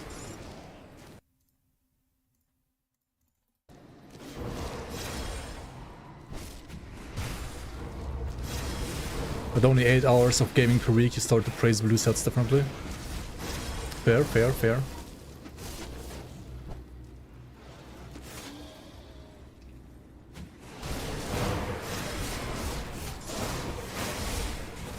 Ultimately though, they are also random drops. They are definitely like more common than purples, but if you happen to get one, like you could play around them, sure. If the stars align and they're like, you know, for your build and so on and so on and so on. I feel like more often than not, you're just gonna play like good greens instead though.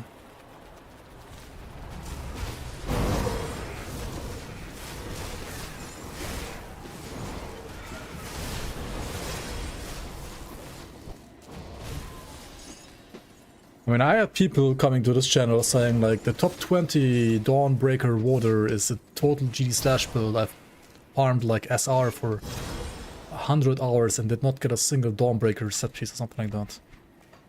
Well, you can get unlucky, you know.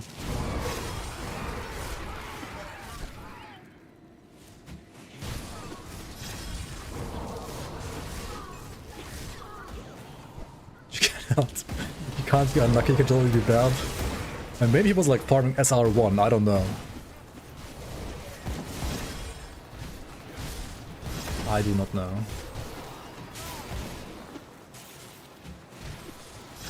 Also maybe, yeah, they reset the session after every run. You don't want to reset the session because then you don't get duplicate legendaries usually. It's sort of kind of weird, but yeah.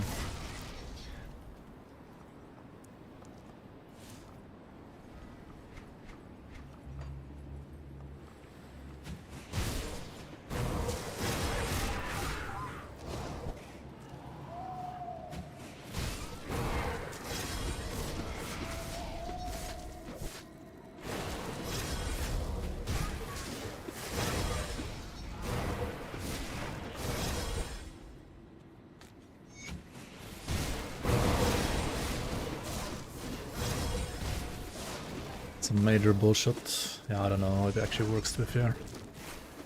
Has to do with the loot tables, I guess. So I'm not this sure. divinary-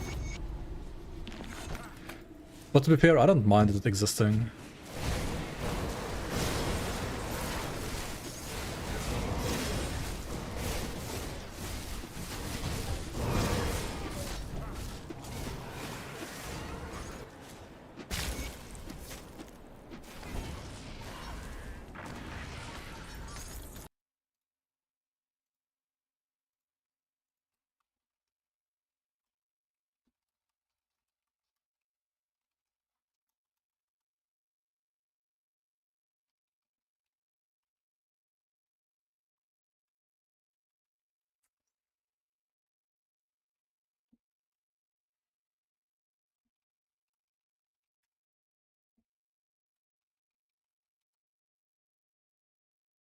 Hmm.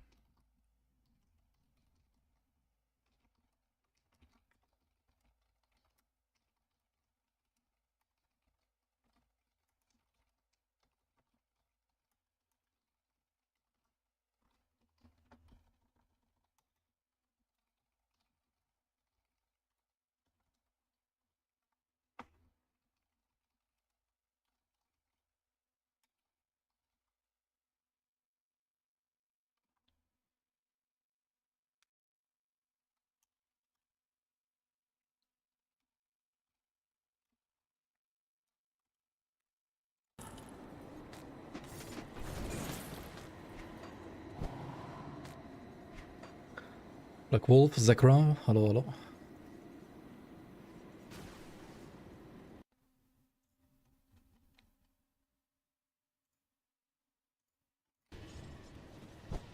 Good work out there. You could with this.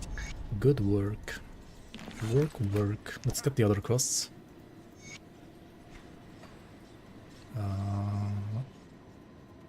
Come see what's left of my wares.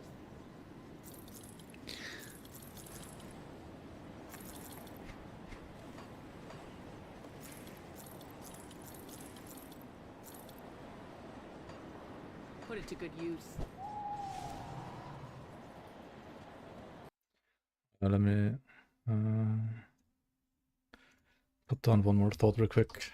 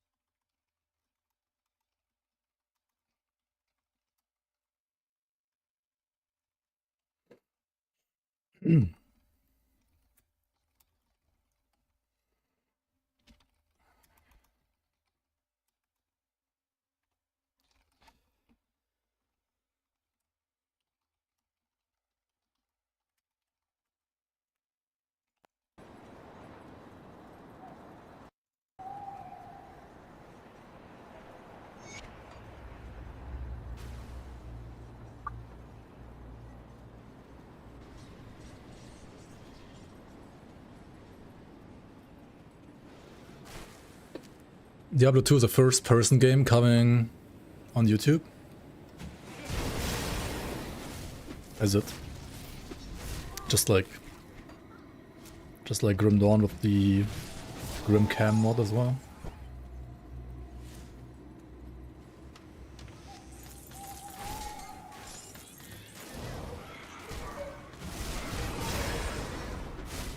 Necro coming in Titan Quest 2? Yeah, like Spirit Mastery is coming next in Titan Quest 2. That's kinda nice.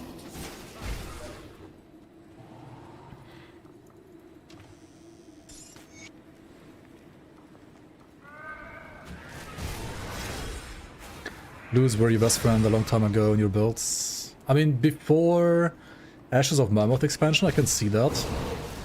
Because back then skill modifiers didn't exist, and skill modifiers are, well, really strong. And blues don't have skill modifiers ever, so that's kind of why they are really not that strong.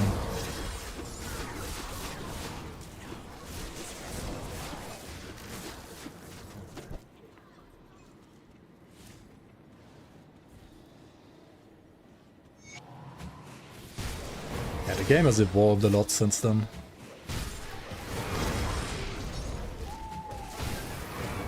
Even the last couple of years, Grim Dawn has still evolved quite a bit, I would say. And with this upcoming expansion, it's gonna evolve to the next level.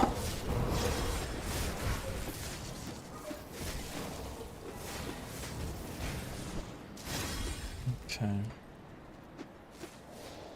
Did I get the memory? Yeah, okay.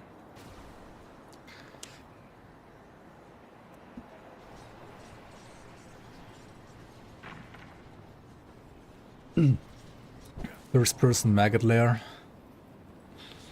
It's probably easier to traverse in first person than... I mean, maybe not.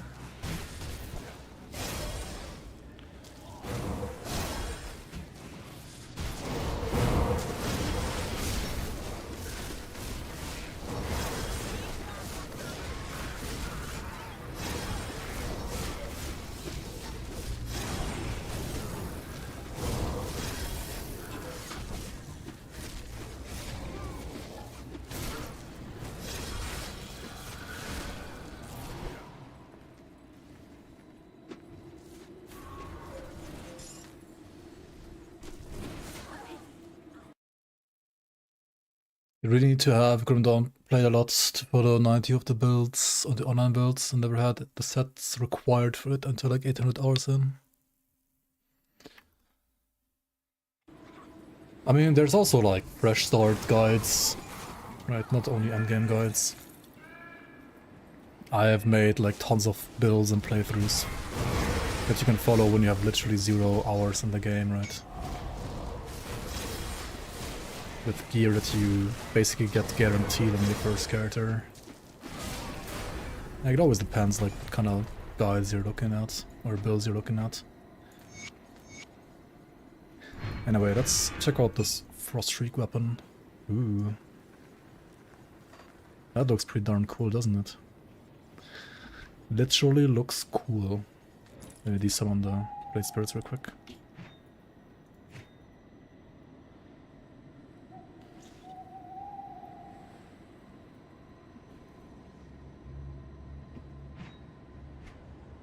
Wasted art. Dude, there's fucking...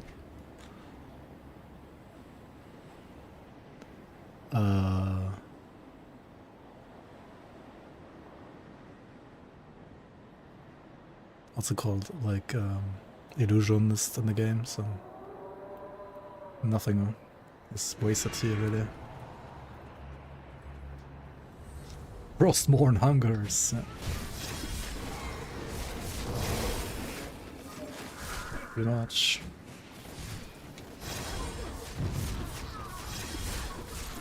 Why is she fucking immune to my damage? What the hell?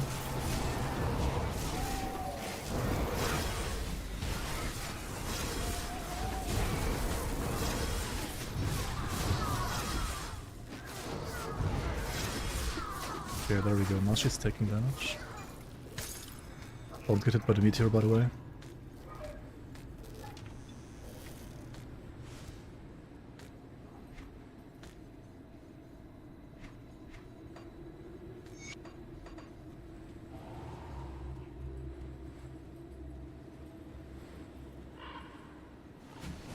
What are the weapons I'm wielding?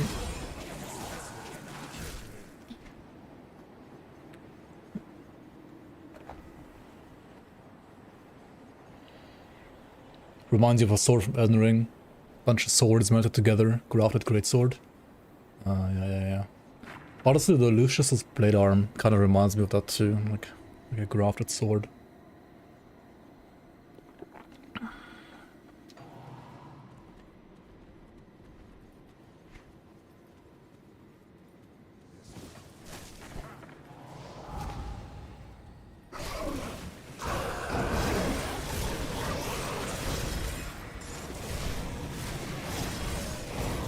Yeah, the weapon is nuts, honestly. It's great for PB, but it's maybe even better for Onslaught, honestly.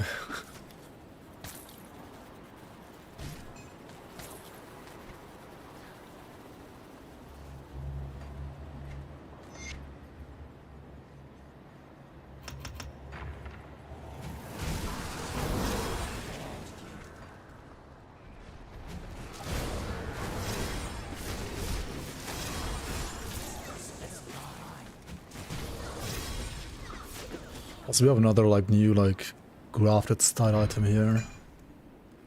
This one here. The Bile Regurgitator.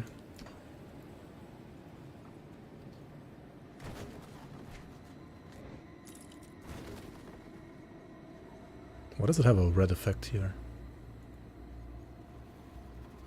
It looks cool, this effect, but shouldn't it be like more like green? Acid style.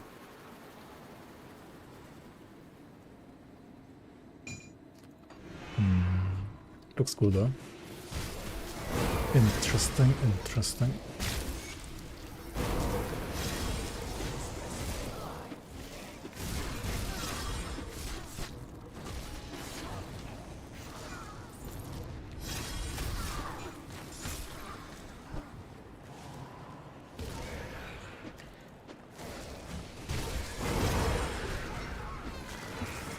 Lucius's blade arm. Isn't it just like off attacks? So like any attack can proc the projectiles? Given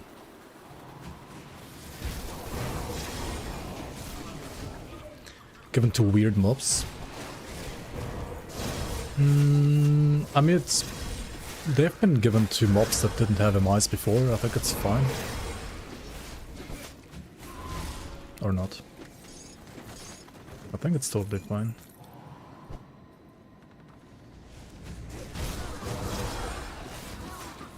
Like these drop from the Drangools around Tyrant's Hold, for example.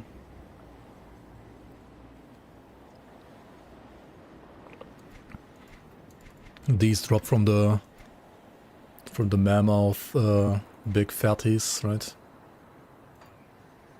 The regurgitators.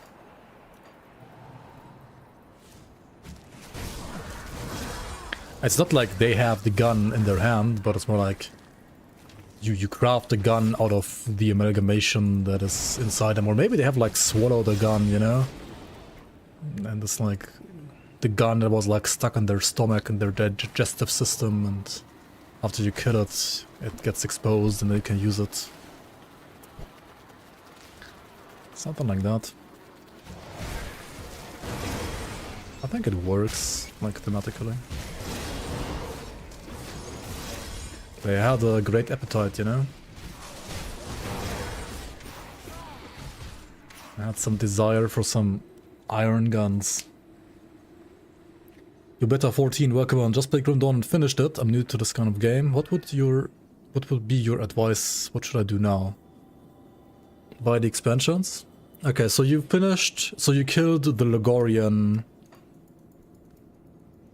at the Necropolis on normal difficulty, right? Well, did you like the game? Did you enjoy your time playing the game? Do you want to play more of that game? If yes, then I would advise you to get the expansions and play the expansion content next, yeah.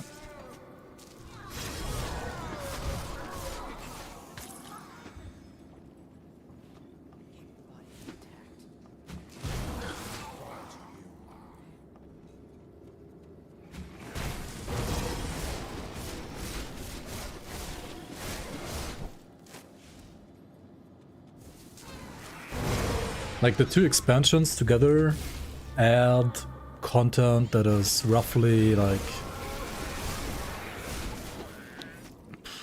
it's almost as much content as you already played right now, right? Like, two expansions together, like, act-wise, story-wise, item-wise, they add more or less the same as the base game. So, like, basically you're like doubling your content, I would say.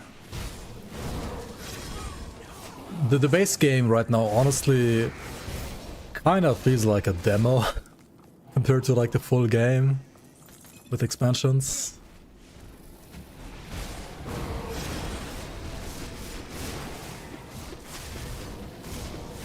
I would dare to say.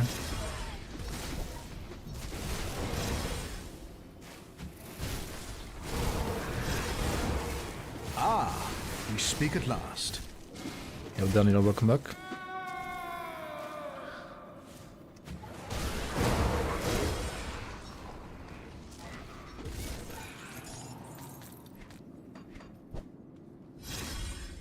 I mean, this game does remind you of Monster Hunter. You just rip weapons and clothes of dead people and wing it.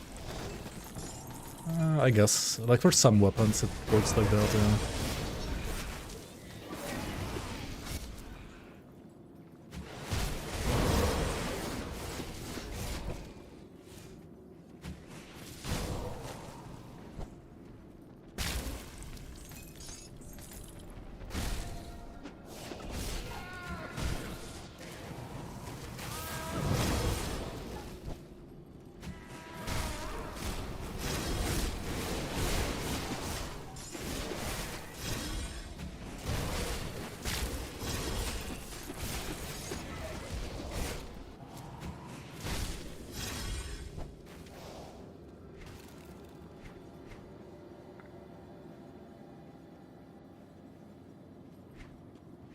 A great mashup with the moaning. Jesus Christ.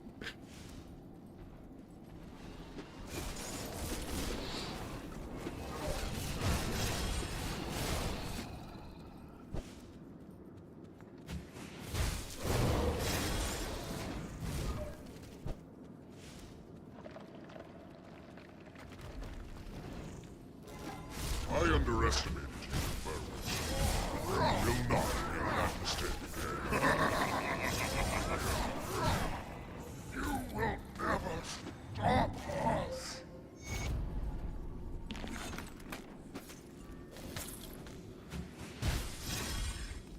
This area gotta be like one of the freakiest areas in the game, to be fair.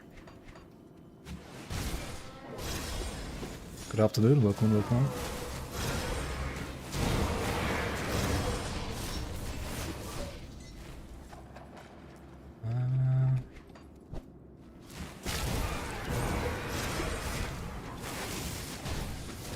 You try to not stare too much. Stare at what?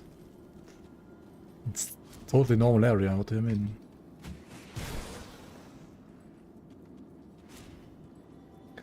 Totally normal. Definitely totally normal.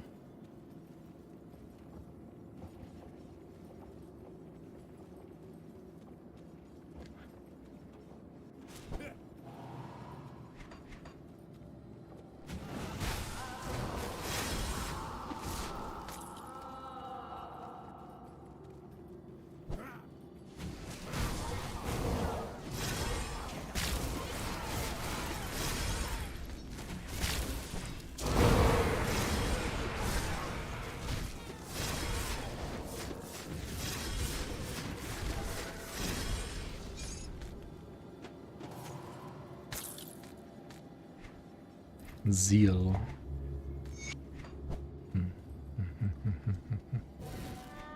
My inventory is still full already, what the hell?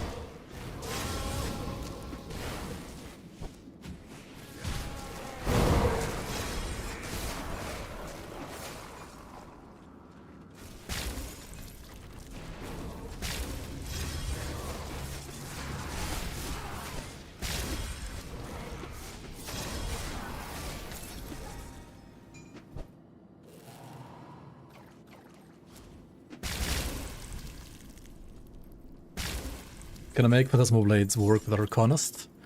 Yeah, you can.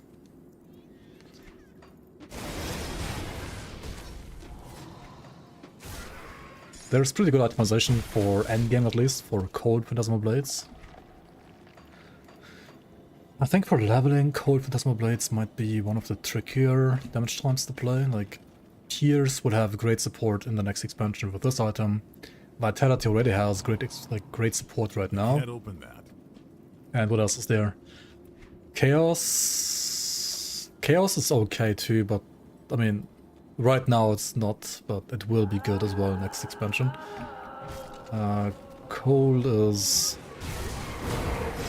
probably like the second best right now, pre-expansion.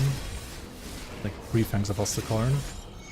But definitely will be like worse to level than Pierce once Astakarn is out. But there should be still like some ways to make it work to get yourself to endgame at least. I mean, if everything else fails, you can just level as either a different skill or as like Pierce, for example, or Vitality. If you have there's the set called Hara set, right? H-A-R-R-A. Hara. That's pretty good for cold PB. Like for cold Spellbreaker PB.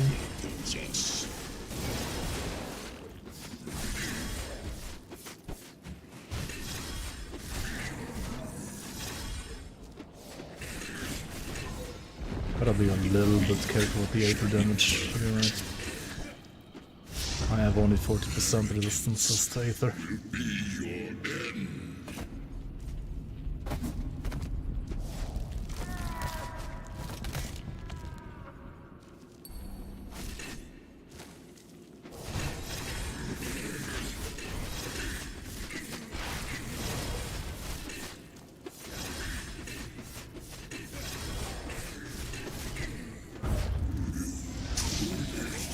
Phase 1 out of 8 done, yeah.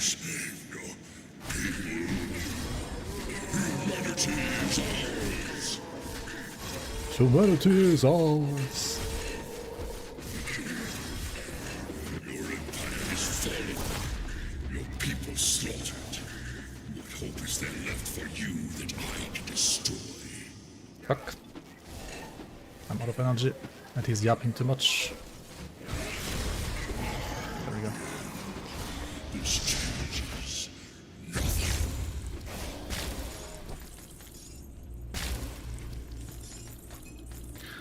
Okay, a bunch of items. Are any of them actually good for my build?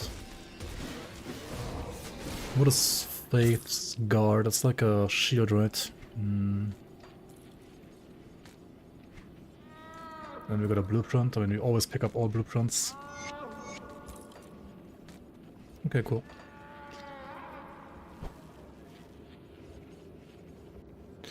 Really love the mood of asses in your mouth. Yeah. It's a great mood. It can be a little bit depressing, and the music is also good for like a one-time playthrough, I feel like. But once you really know the music, it also gets a bit too depressing. And also traversing the stairs is like a Pleased to hear that. hell, right? Tell me, what happened? So can't afford to. Avoidance, Talons. Yeah, Forgotten Gods is a very different tone. It is a side quest after all. Forgotten Gods really is a side quest. Doesn't... It's also good, but it doesn't feel like you are pushing that main theme, that main storyline properly. Chains of Anguish, eh? Hulking. High Conciliar Code. Conciliar's Code. It's not that bad. But I would lose so much HP, right? I do need to upgrade my armor though as well.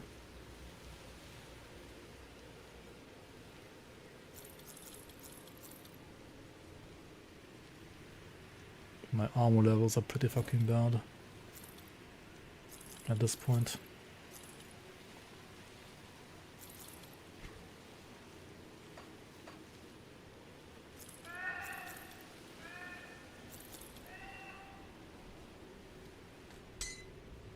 Left Hand of Carnage. Oh.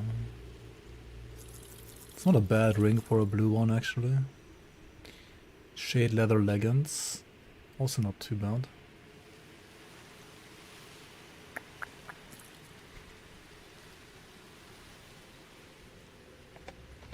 Will Fangs be another side story? Yeah. I feel like Fang's story is a little bit more intertwined with the main campaign than Forgotten Gods was. I would say Ashes of Mammoth is like probably the most like intertwined with the base game story. Then Fangs of Astakarn is kind of like a branch off, focusing more on like, well, the struggle between the Kern and the Irulan Empire, but also like the like internal struggles within the Kern. And kind of like goes into the lore of like why the Kern like summoned the Logoria and stuff like that, right? It's a bit more like, well, Put it to good use. in that direction. I'm not gonna say too much. Give you a good price on what I've got left. And yeah, so that's a bit more. I mean, Forgotten Gods is intertwined with the main campaign, as in it does basically tell you the story of the Witch Gods, which do have a presence in the main campaign as well. But they do play like a side role, like a minor side role in the main campaign as well, right? It's not like the big ethereal threat, really. It's kind of like occultist lore, right? Like the whole like witch god thing only more or less exists because you have the occultist mastery, right? It's like the whole expansion of Forgotten Gods is like occultist mastery lore, I feel like. And also of course Oathkeeper lore, right? Oathkeeper and occultist lore. Kinda.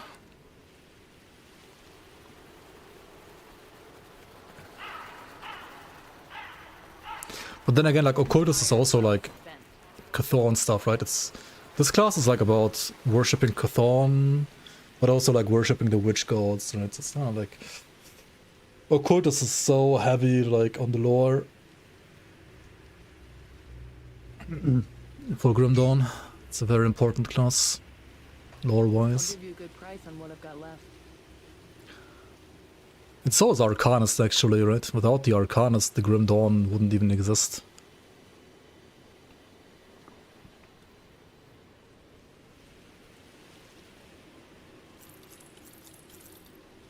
See you around. I mean, Occultists, like, it's called like fucking Dreeg's Evil Eye, right? Or like Sigil, wait, or Solar's Witchfire, right? Like, this is obviously like Dreeg, Solar.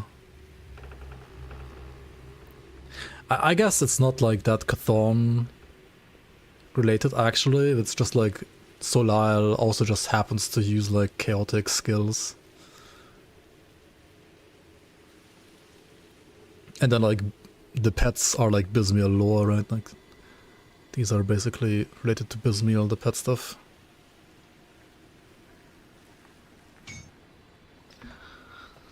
When do you hear or learn about the class lore? I mean, if you pay attention, right?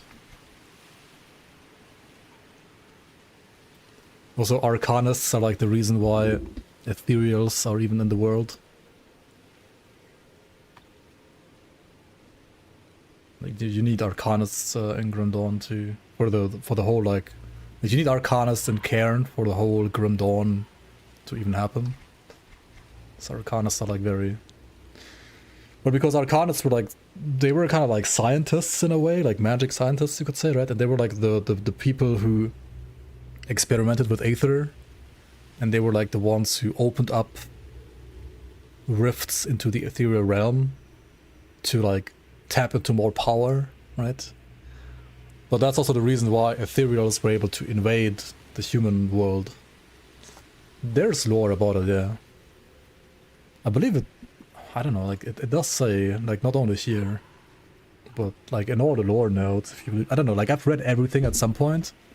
So like it's just like put together as a puzzle in my head, but I couldn't like pinpoint it down to a single lore note right now, because I've read the stuff like 10 years ago basically at this point.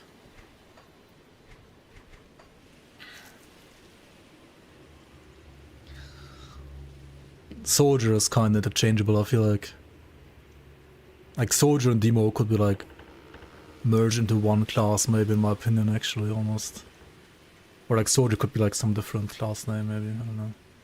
Inquisitor obviously is also very lore heavy, like with the Luminary Order.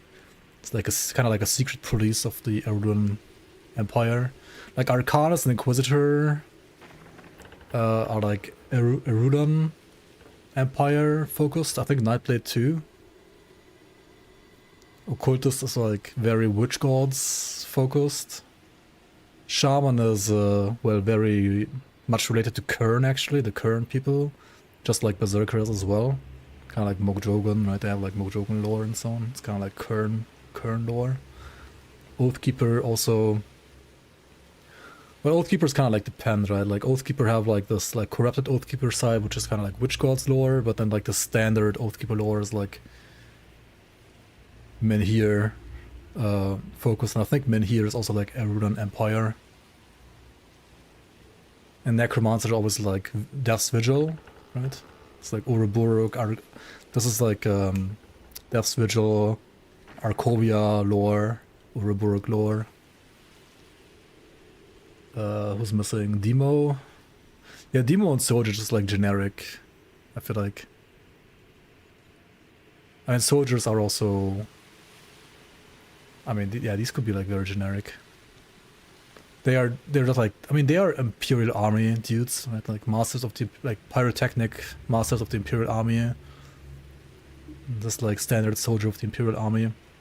The Imperial Army usually refers to the Erudan Empire, so like the standard, like the standard human empire in quotation marks. Yeah. I'm playing on 1.3, yeah.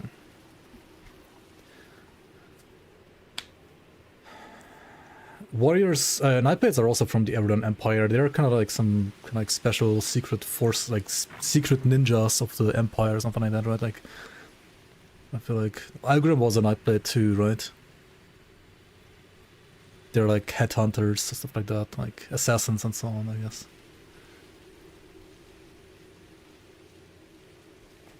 But they also are I mean, they're kind of like ninjas in a way, right? Yeah.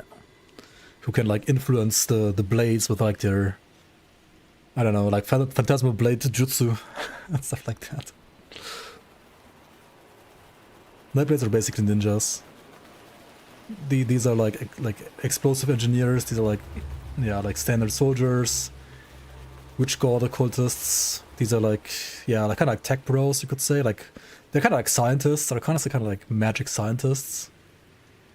Shamans are, well, Quern savage shamans, just like berserkers in a way. A little different, but kind of similar-ish. Inquisitor are, well, the Spanish Inquisition version of the Arunan Empire. Necromancer is the Necro lore, yeah, and then this is like split between witch gods and Arunan Empire. What the Empire is, well, all of this lore is going to be heavily expanded on in Great's upcoming real-time strategy game, right? The RTS that they are working on is gonna have the 3 playable factions: the Arunan Empire, the old Arcovia people, and also the Kern. So there's gonna be more lore there. Revert upheaval or I won't buy it. Yo, Corn, welcome. Sharpness, Unga Bunga. Yeah, a little bit like that. I mean, the Kern, you can think of the Kern as like, I mean, what are they, like mountain Vikings? Something like that. Travel.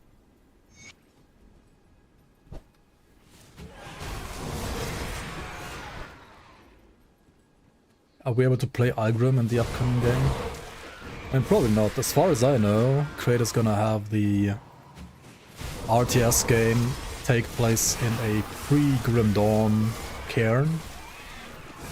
I mean, if Ilgrim already exists, maybe he does, then he would still be like, what, the right hand of the Emperor?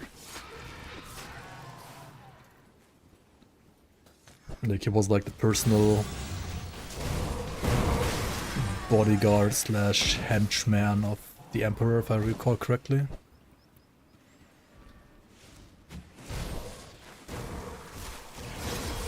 Who actually also killed him, I think. I think Ilgrim killed the Emperor, right? Maybe. At least there's some hints to him possibly, probably doing that for whatever reason. I don't quite remember.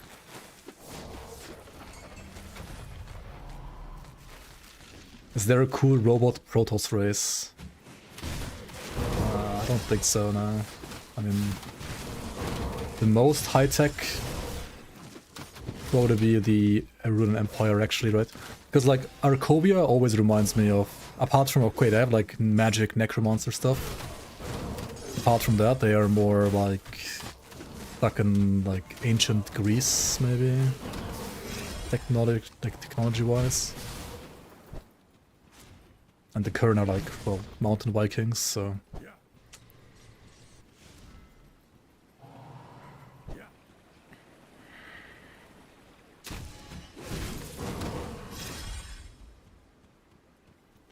No Romans? I mean, you could like mix in some Romans with the... like... Arcovians, I guess, as well. But like looking at their statues that they have and their undercity and like the art of like how they do pottery and so on, it reminds me more of like Greek or maybe even like Persian art, like Babylonian art, you know.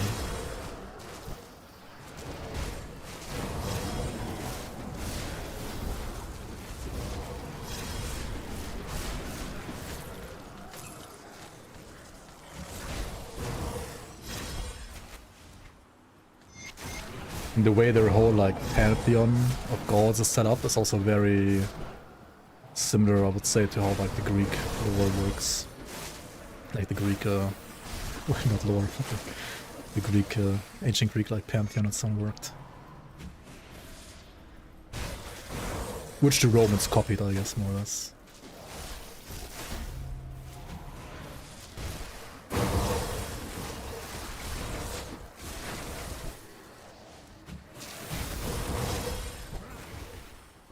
Ancient Greek Ho parties. Yeah, Diablo 2 Act 2 music. Going to the deserts. Yep, yep.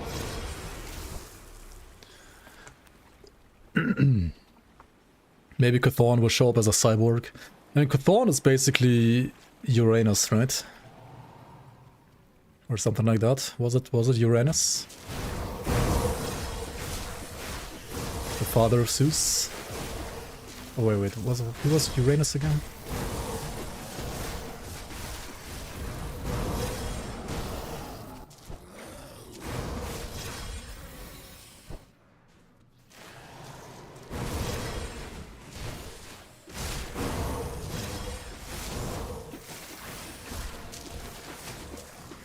Or wait, no, what was it? Kronos, fuck.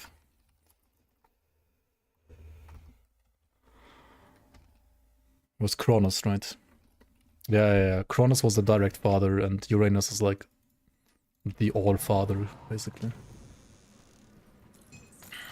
And Chthon is like something like that, right? Either Kronos or Uranus, basically, more or less.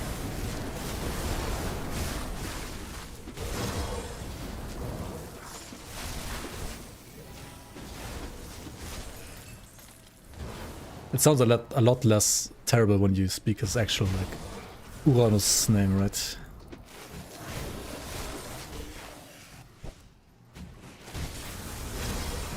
And don't try to do the kind of cringe English pronunciation.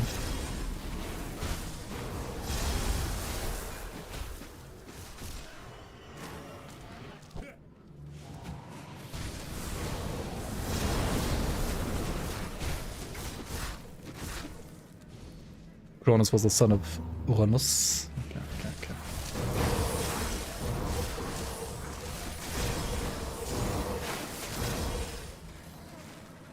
Yeah, right.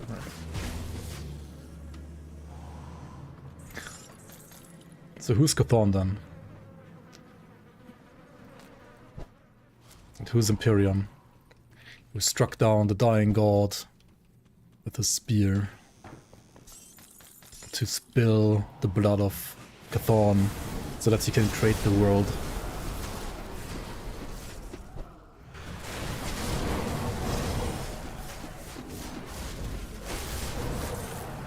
Wasn't that kind of like how the world also got created in the Greek mythology? Some god like killing his father and then like creating the world of the blood of his father or something like that. I don't remember if it was Kronos or... It must have been Kronos actually, like killing Uranus. Then maybe. I forgot.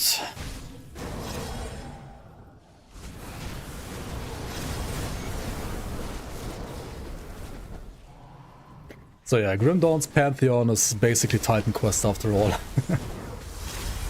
It's basically Titan Quest. Because it's more or less like Greek mythology in a way. I mean, it's like a couple of other mythologies also like mixed in there. It's not just Greek mythology in Grim Dawn, it's a lot more mixed. And also you have like the whole like Lovecraftian thing with like Thorn also being this like tentacle, or like having like lots of tentacle spawns rather. Empyrean is a fake god though. Is Empyrean the fake god? Or is Korvac the fake god?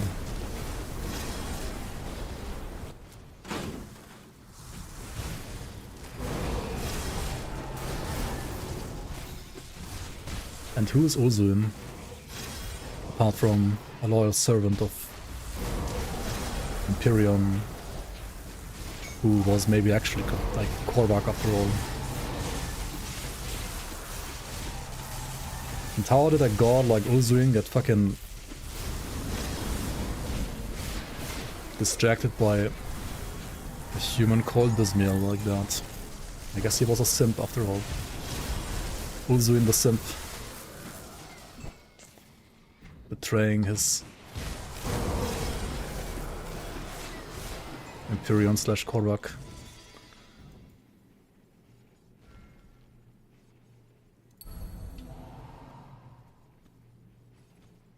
Kronos bleeding Uranus created the world. Oh yeah. Okay, so yeah, it was it was Kronos bleeding Uranus to create the world.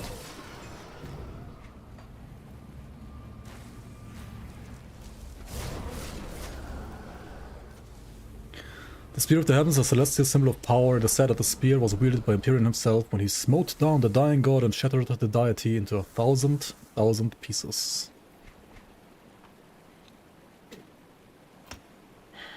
Which in some way like gave life, I think. Which is why like everybody who's like worshipping Chthon, right, wants to kill everybody because all blood belongs to Chthon, right? They just want to like bring back Chthon by taking his blood back and sacrificing it back to him so he can be revived or something like that, right? Very similar to, I guess, some maybe Uranus worshippers, I guess, would be as well.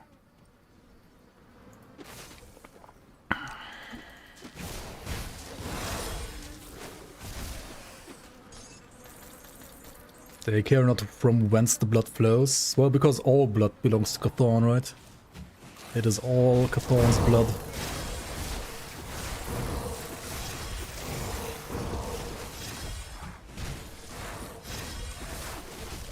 But then again, in Grim Dawn's universe, right, the gods only have as much power as the people who believe in them basically put into them, or like how, like, depending on like how many people believe in something, the more power that the god is gonna get. Kind of like with Korvac, right? The more worshippers Korvac has, the stronger he actually becomes, and then at some point he even becomes manifest again in the world. If you think about it, it's kind of like real world, right? Like real world gods, say like, I don't know, some Greek god, or even you could go with like Abrahamic religions and gods, like the Christian god or like the Jewish god or whatever.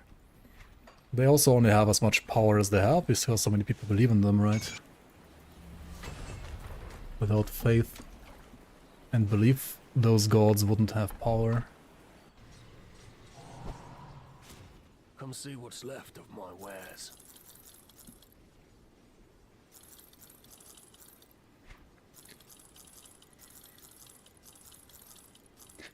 Because ultimately, only because people believe in them, you can have, or like get other people to do stuff in their name.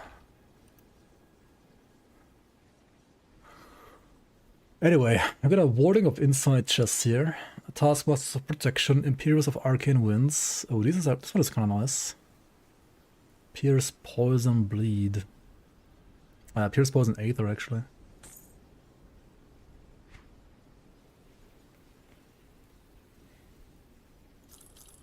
This one is even better, what the hell?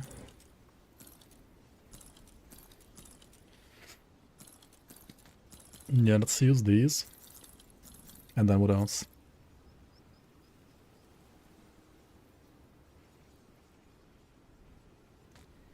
Oh, another Fang spoiler. Ramzul's Misty Orb. Aether Devastation, Aether Wind Devils.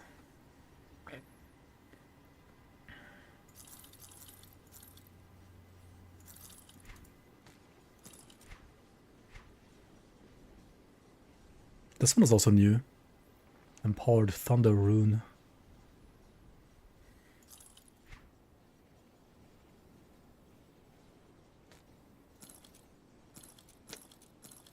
Kinda wanna use this, but...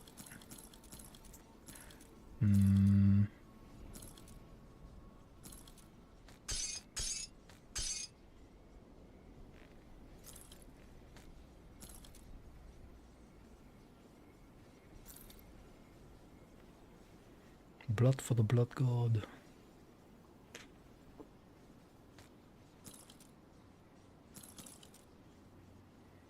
This is also a new item.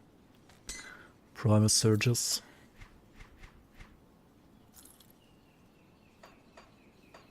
Oh, what the fuck? Hello?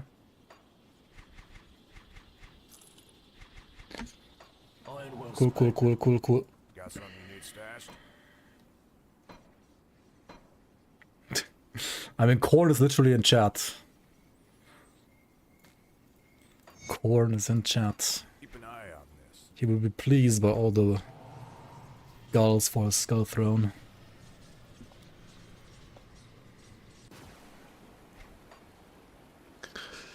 Okay, let's get some more pierce damage here.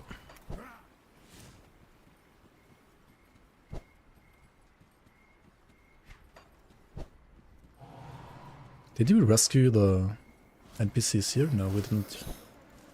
Not yet. There we go.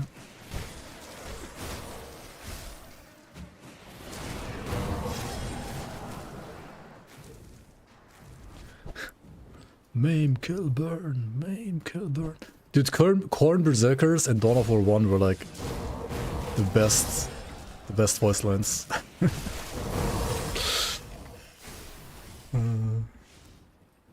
They were so over the top. That's hilarious.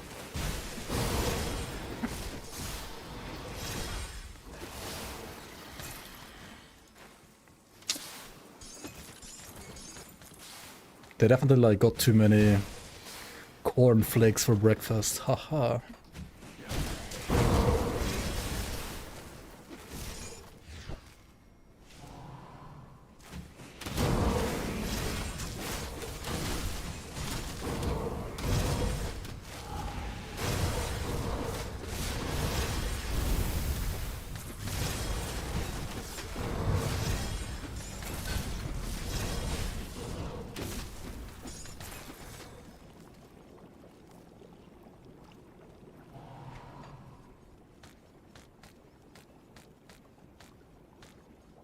Horn dogs.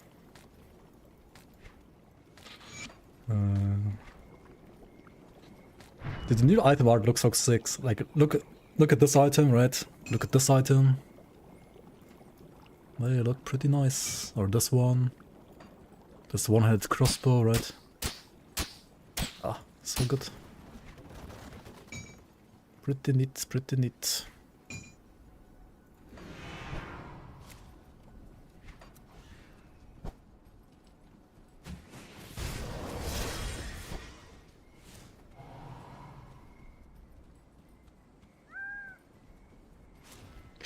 Yeah, I would love for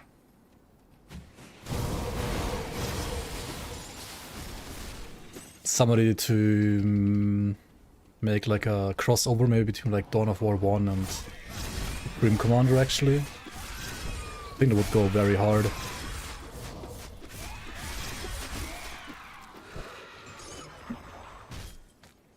But we also got Dawn of War 4 coming, which seems to be very similar to Dawn of War 1.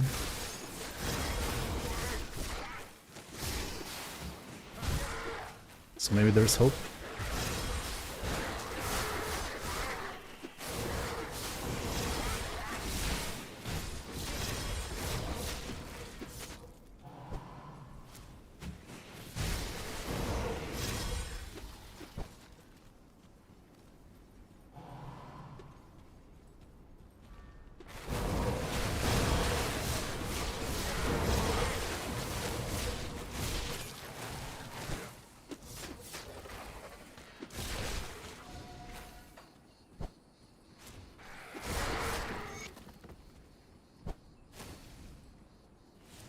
Oh, hang on.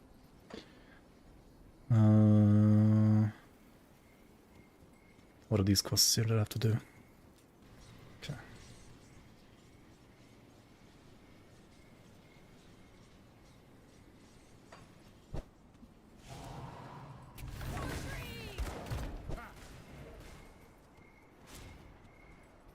There's some abandoned mod with 40k stuff. For Grim Dawn, yeah, there's like some that introduced like Space Marines as a class, basically. Felt like very rough though, but still kind of cool, I guess. That somebody actually made that.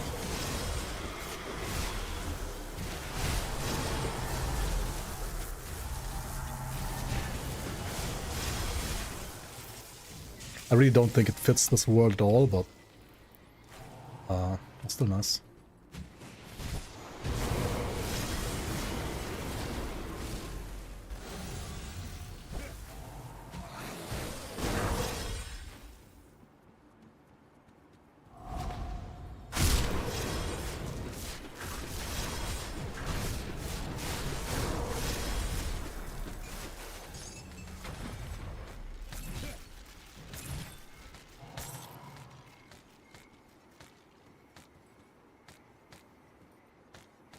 Best part about Diablo 2 is the soundtrack.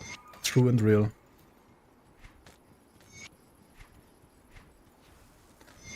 Don't you guys love potion belts?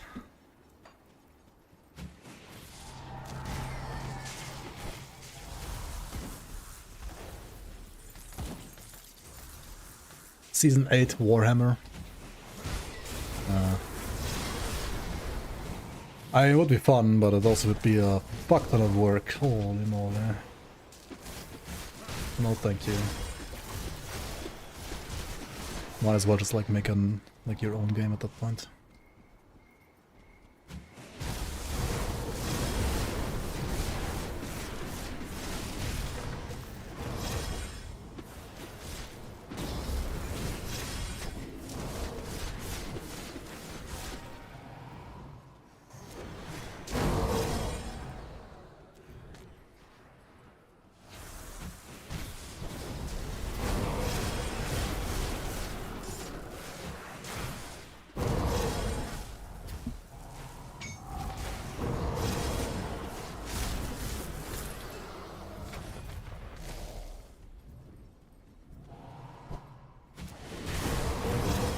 Rather have potion belt than builder spender.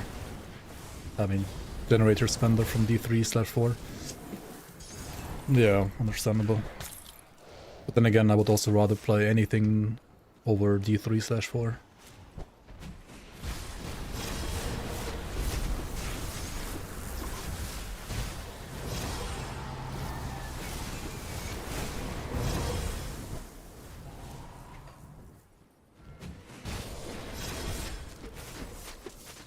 Okay, I mean D3/4 aren't that bad, but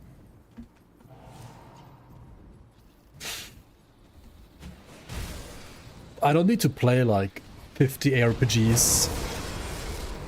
I'm totally fine playing like Grim Dawn, maybe like 1 or 2 other ARPGs, and then play different genres instead.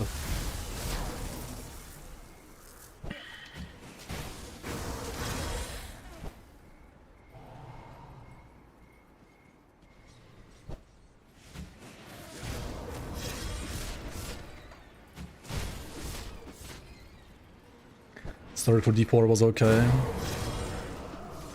There was only like one way to play through it. Last. And it kind of sucked ass. Classic. Hey, I could.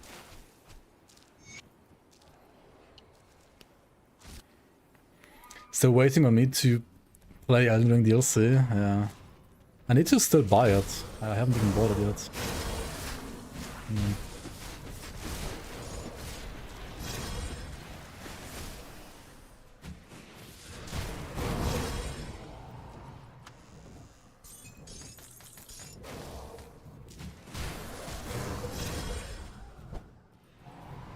Does Elden Ring like ever go on sale?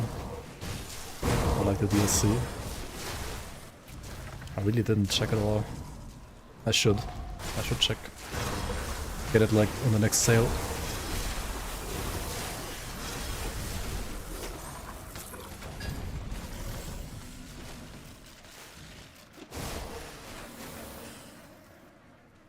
Did I beat base game? Yeah, I did. Wait, I did stream it, right? Oh yeah, I streamed every single second of it. Like when it came out. Yeah, I got the Lord of Chaos ending.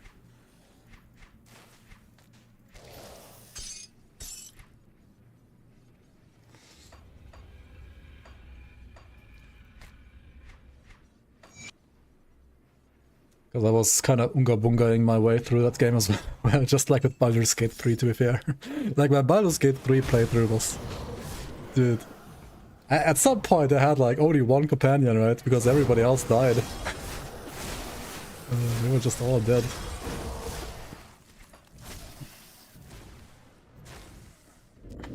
Or they left my party. I wasn't sure you'd make it, but you pulled through.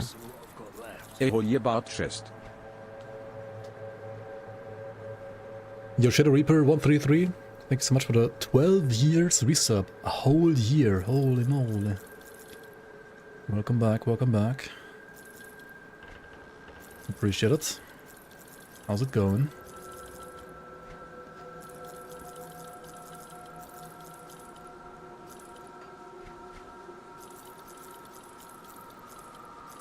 Dead game, Naomi. Are you playing PoE?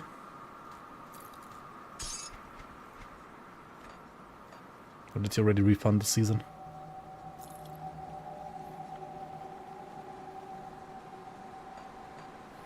I kind of gotta like fight these bandits again, right? With this build.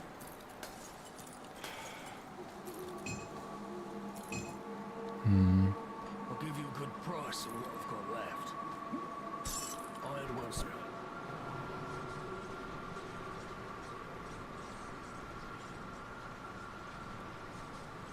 It's a good game again. That changes like daily, I feel like.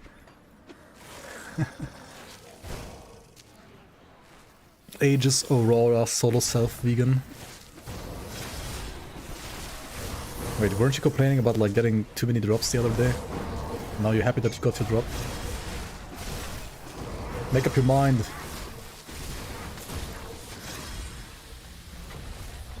I guess he's like subjectively felt like you were working just the right amount for it.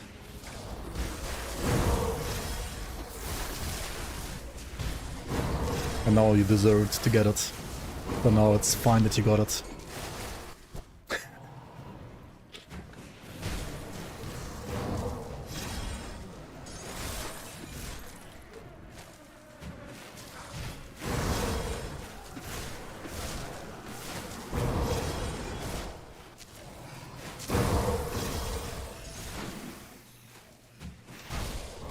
Mirage just being a doubling of other leagues is kind of boring.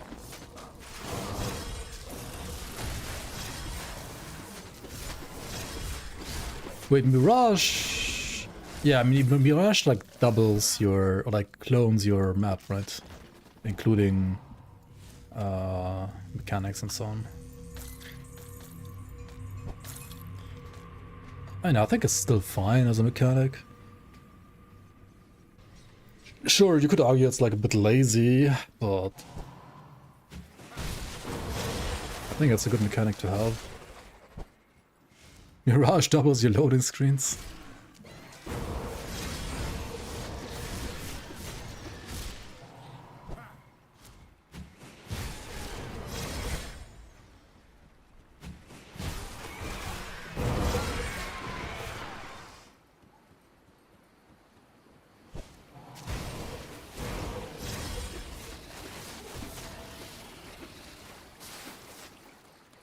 Nice, nice, Naomi. Keep it up.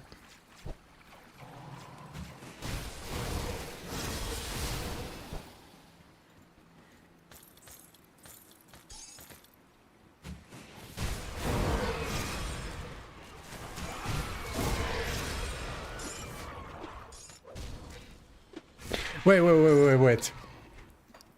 But didn't you, like, not do Fachinformatiker because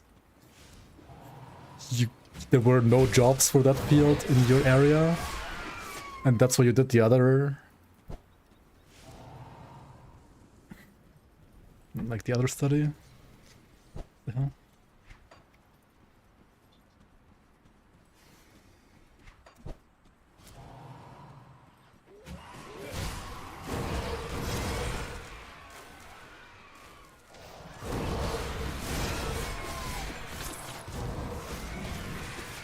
High profile company. What's the company name? High profile company. That sounds like HR talk.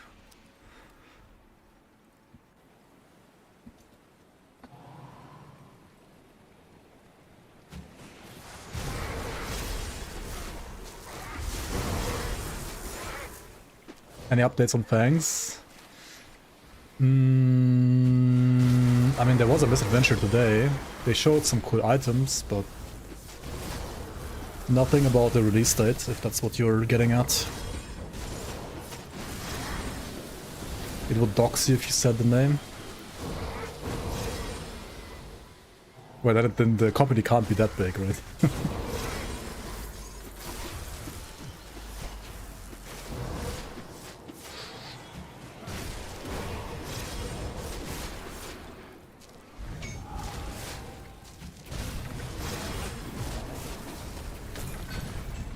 which is still fine.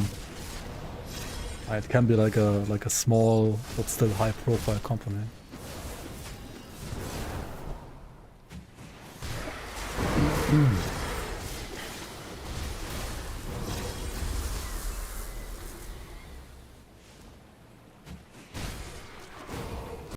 Imagine all the death threats she will get from game companies due to refunds when dogs.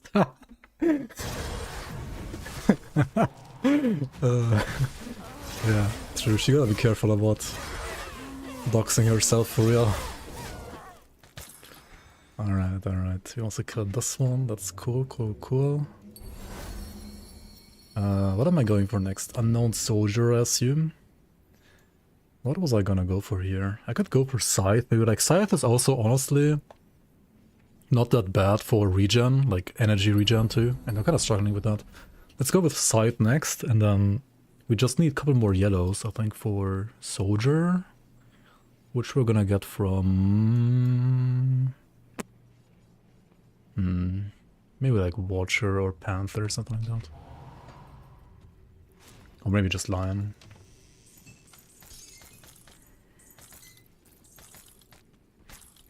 Yeah, you better don't talk without your lawyer.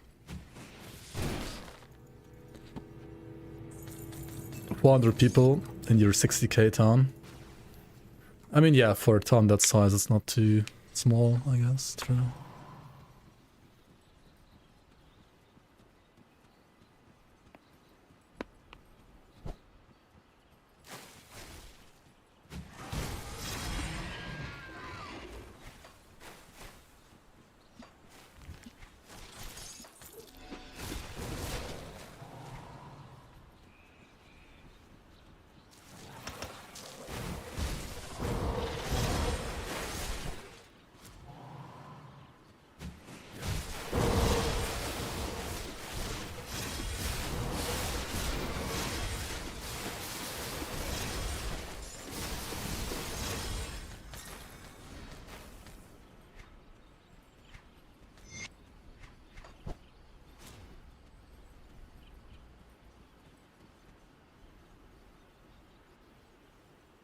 I mean, isn't that how it always works? Like, I mean, you gotta start somewhere, right? Your first job is always gonna be a job for which you have no job experience. Apart from your, like, studies or whatever you did before, like apprenticeship, whatever. You can't, like, start your first job with, like, 10 years of experience, even if, like, recruiters want that. That's not how it works.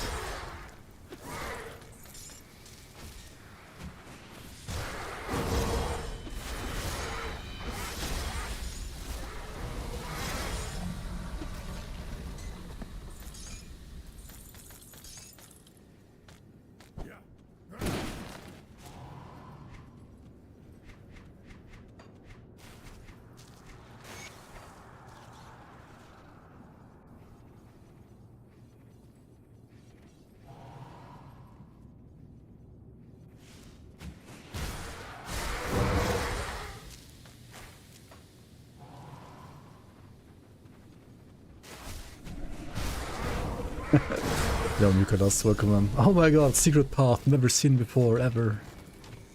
Yeah. This is the path that leads down to Fangs of Astakarn.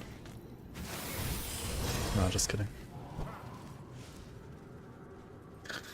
If you complete this path, at the very end there's gonna be an NPC dropping you a lore note with the release date of Fangs of Astakarn. And it's gonna say, Fangs of Astakarn tomorrow, hooray!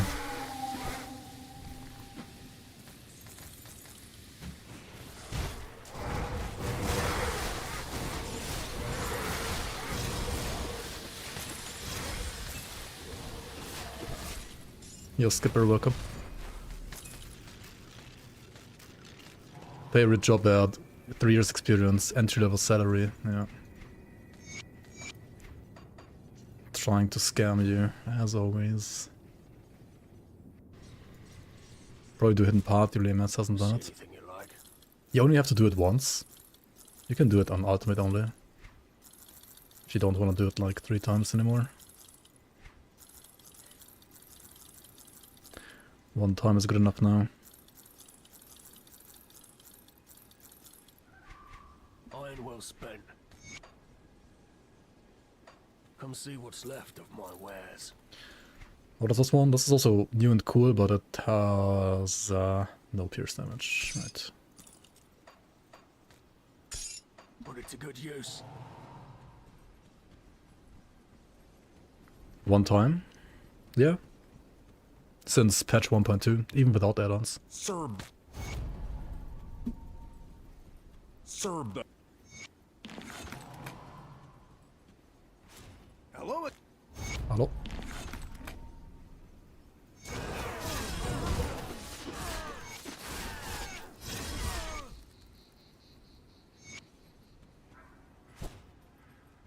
Serb.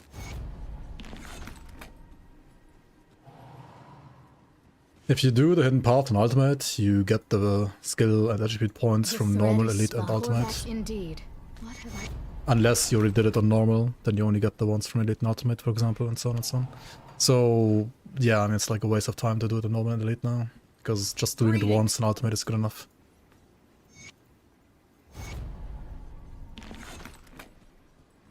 As you get the full rewards that way.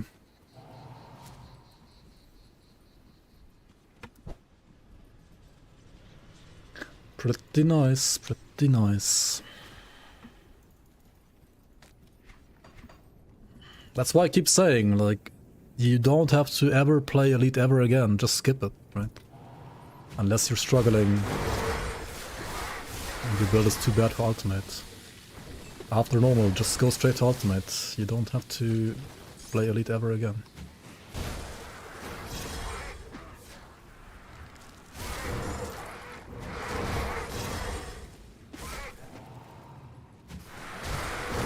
What if you get the apprenticeship and the job? I mean, what do you want to do?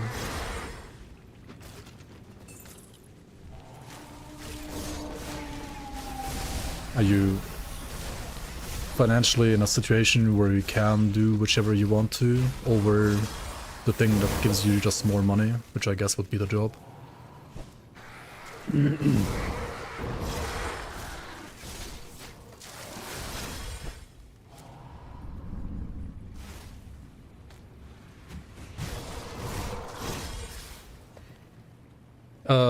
Which gods? We're talking about Hidden Path, not this one. Like, not what I'm doing right now. Hidden Path.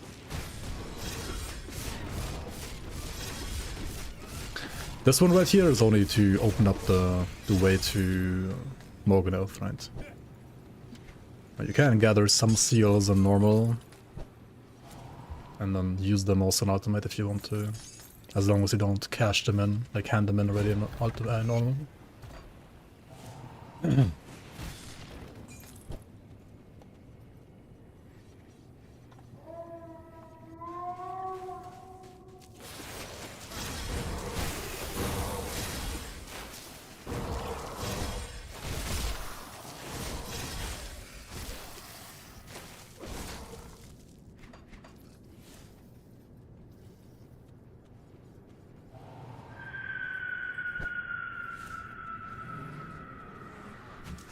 Played PoE for 1k hours already? Holy. I think my PoE 1 numbers are still baby hours. Like maybe like 200. Something like that.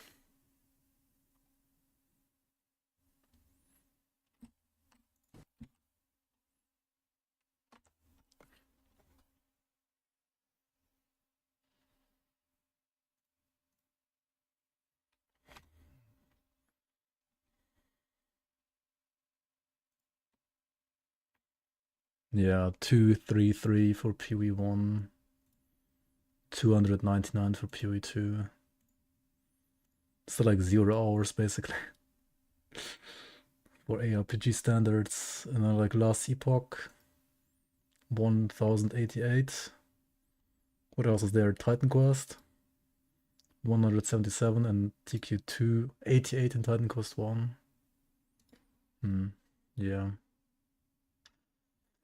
What other ARPGs did I play? Not that many, actually.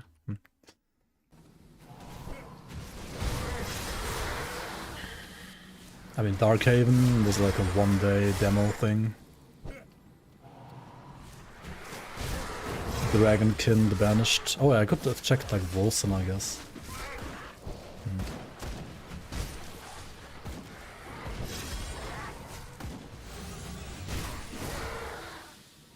Unpickable Veggie, welcome, welcome.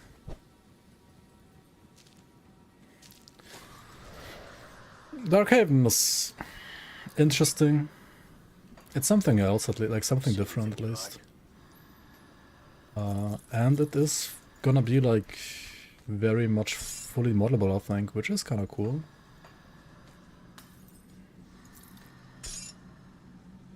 I feel like the environment destruction thing is a little wonky. The prep.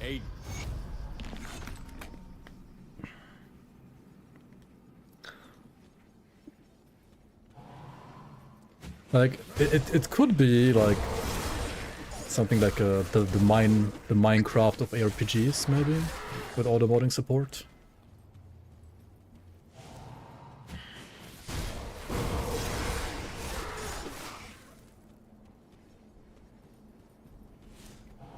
I'll play the solo Nightblade just through normal, and then take a break from this character, I think.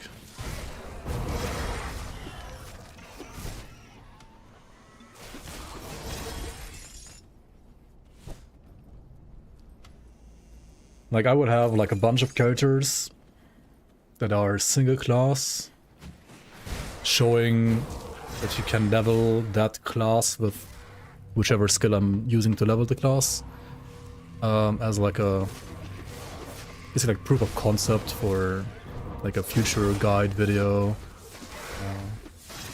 giving you like guidelines on like how to level, like for different ways on how to like level each mastery. Ultimately, you can of course combine this with like many different other second masteries. And maybe also like reuse like these characters to push forward through ultimate difficulty, the second mastery at some point. Which character is next? We could like let you guys decide on that actually. We could like have you guys vote on that. What character would you like to see next? Like which skill / character combination do you want to see next?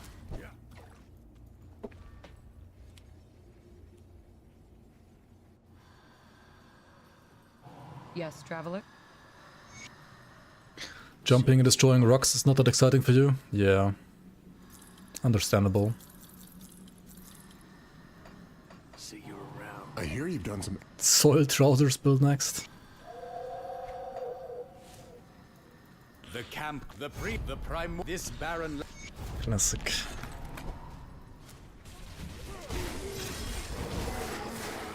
Soil trousers build is ultimately, it's either a poison or a retaliation build. It's not the most like, okay, like obviously it's like cool for the like fun for the meme and so on.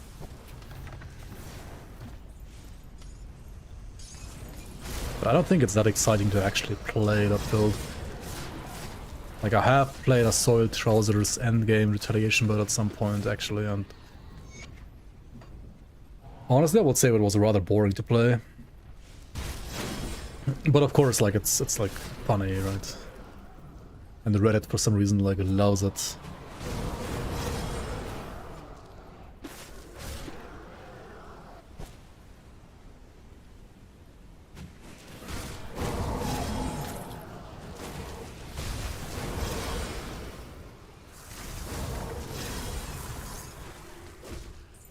Yeah, it's like Streak's Evil Eye, but it's worse. Like the way the projectile flies and explodes is worse in my opinion. Like it feels like a Stunjax projectile with only one projectile, right? So in my opinion it plays mechanically worse than Streak's Evil Eye. You can make like a acid retaliation sentinel with it, for example, which is like the same as if you play like a Acid Retaliation Sentinel with like Dreek's Evil Eye as a filler. Instead of Dreek's Evil Eye, you just play that skill. And then it's like the same build, just plays a little bit worse, because I think mechanically it plays worse. Which is fine, right? But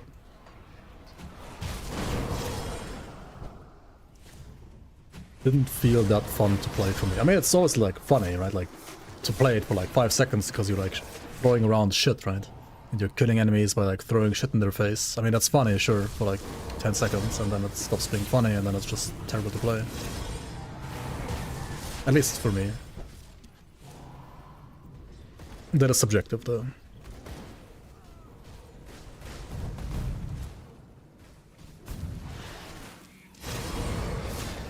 Build based on procs is kind of the same for me. I mean,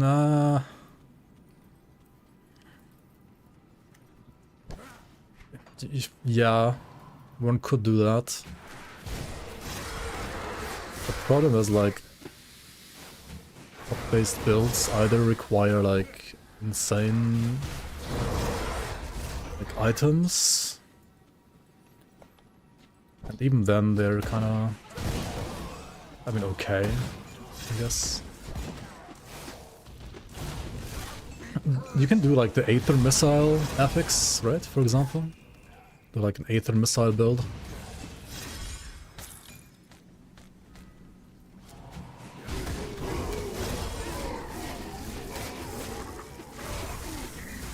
I feel like doing those kind of builds is gonna be a lot easier to rate in the expansion, like the Fangs of Ostakarn, because then you will be able to reroll your affixes, so you can actually just choose the proper base item that you want to use and then roll for the affix with the proc. I think that could be fun with the expansion. Right now, it's like right now if I play a build like that, either I GD stash the build, or it's not gonna be fun for me. And even if I GD stash the build, it's also not really gonna be that fun for me, to be fair. Like, ideally I don't wanna cheat these kind of builds, I just wanna like acquire them in a legit way. But as it is right now, with how the game works right now, it would be an absolutely crazy time investment to get a build like that to work at a good power level, in my opinion. I don't have that much time right now.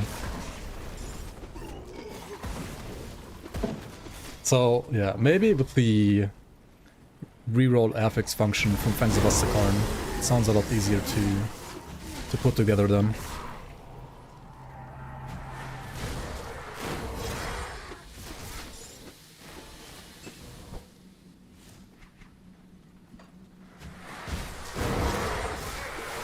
A weapon proc build. So like a Nightblade, for example. You mean like weapon pool skills? Stuff like these skills up here. Is that what you mean?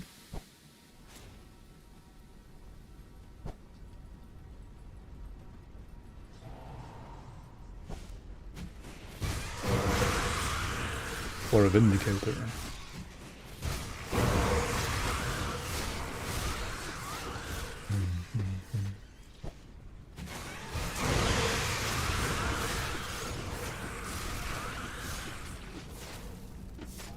It could be kind of interesting now, with like upheaval being changed to what it is now.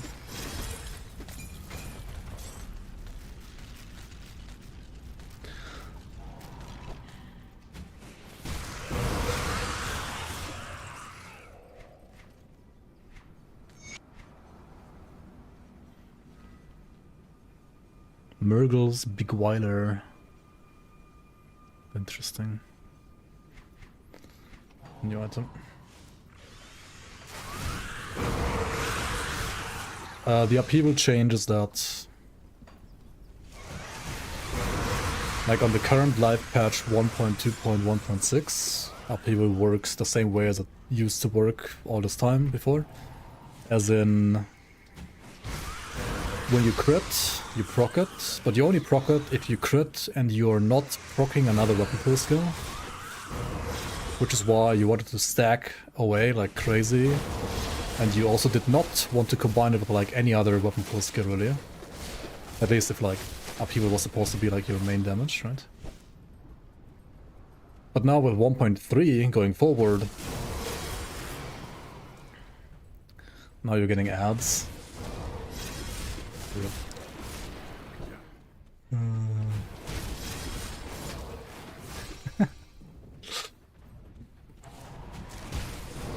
Now like going forward with 1.3, right?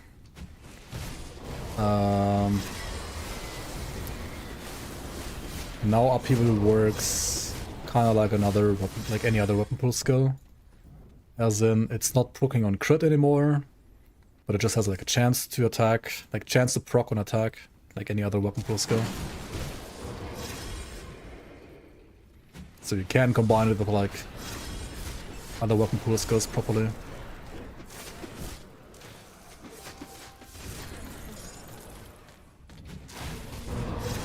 Which makes, for example, 200 ranged Vindicator be able to choose out of 5 different weapon pool skills to proc like on this at the same time.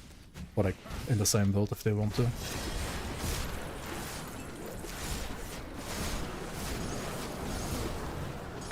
Like for example, an Evoker of Agolov build can run upheaval now. Which it kinda didn't, like couldn't before, unless you were like fully focusing on just upheaval.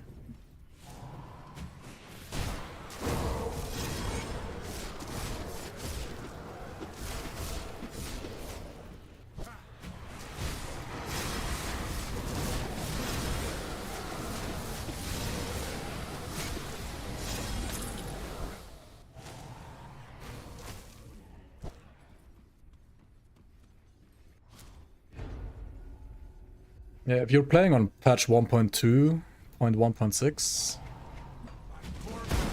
then upheaval will probably almost never proc if you play other weapon pool skills on top, right? Because upheaval procs on crit, but it only procs on crit if that attack, that crit, also did not proc other weapon pool skills.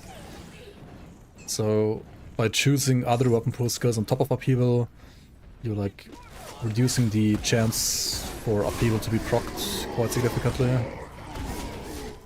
Which is fine if your upheaval is only like a 1-pointer. But if you have like more than 1 point in upheaval, then if you're actually investing into the skill, you kinda wanted to, in the past, or like up until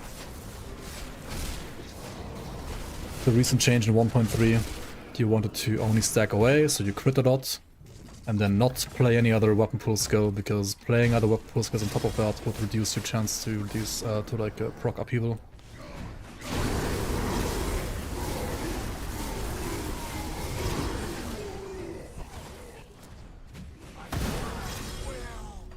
And not many people, like, I mean, people that played Grim Dawn for a lot and were like good at creating builds and so on, they knew that, but most more casual players of Grim Dawn didn't know that, and that's how you would see like many builds struggle with well, like think they can make a good use of upheaval by putting points there, even if it kind of didn't make any sense.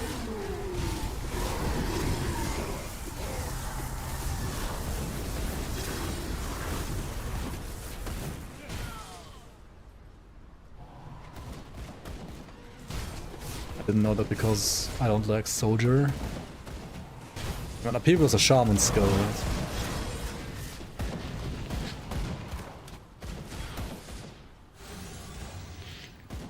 %70 weapon proc and 30% for upheaval. Wait, are you playing on 1.3 or are you playing on 1.2.1.6? If you're playing on 1.3, then that's fine, but if you're playing on 1.2.1.6, then what do you mean by 30% for upheaval? It's 100% on crit, right?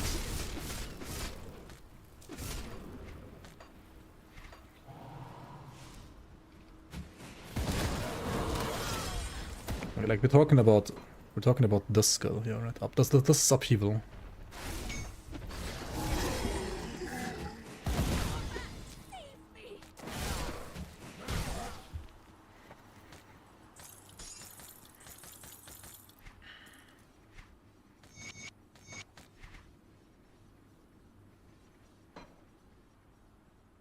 And now, with the patch 1.3, oops, sorry. With patch 1.3, Upheaval has a chance to be used just like Fairy Hunger and so on, right? It does no longer proc of crits only. It procs the same way as any other weapon pool skill does. But in the past, like up until the patch that's also still currently on the live branch, it procced only of crits. And it procced only of crits that did not proc other weapon pool skills.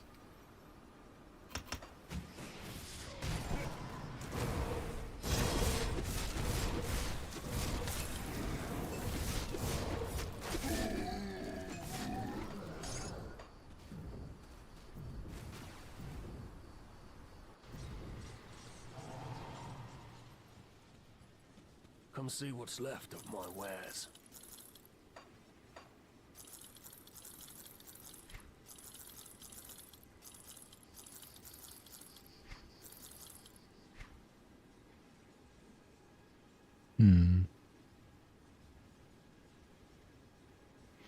This one is I mean, it's kind of like a sniper jacket, but it has pierce damage, it has health, it has double resistances, it does have a good chunk of armor at this stage compared to my current chest.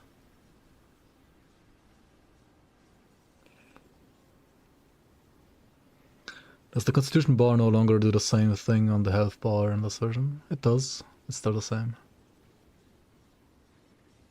I mean, as long as you only have like 1 point invested in Upheaval, right, it's fine, like it's whatever. You just don't want to like heavily invest into Upheaval if you have other weapon pool skills as well. If you're playing on patch 1.2.1.6 or older patches, right? I don't think like putting more than 1 point is ever worth it there if you were playing other weapon pool skills on top. Because you basically never proc it. Like, even if you have a 30% chance to crit, which is insane, right? You would proc it like 30% of the time of your 30% remaining weapon pools, like non-weapon pool skill hits, which is already like only, what, like 10% of the chance, like 10% chance. And you probably don't have a 30% chance to crit, you have like a 10% chance to crit. So if you have 30% chance to not use other weapon pool skills, you have a 3% chance to proc Upheaval basically, if you have a 10% crit chance. Put it to good use. And investing more than 1 point into a skill that you proc only 3% of your attacks is like not worth it.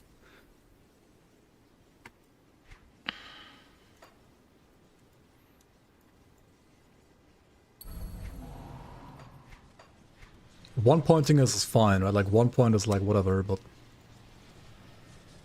investing into it more than 1 point is only worth it, or like was only worth it in the past, if you had tons of OA, so your crit chance was high, and you did not reduce your Upheaval chance with other skills, like other weapon pool skills. So in the past, Upheaval builds would not use, like actual Upheaval builds would not use other weapon pool skills except for just Upheaval. Now though, that is a thing of the past, and now you can just combine them as you can combine any other like weapon pool skills together. Also I should like go and kill the messenger, right? What am I saying? I was gonna check out the Pierce gun from Messenger maybe, if I get it. If I get it.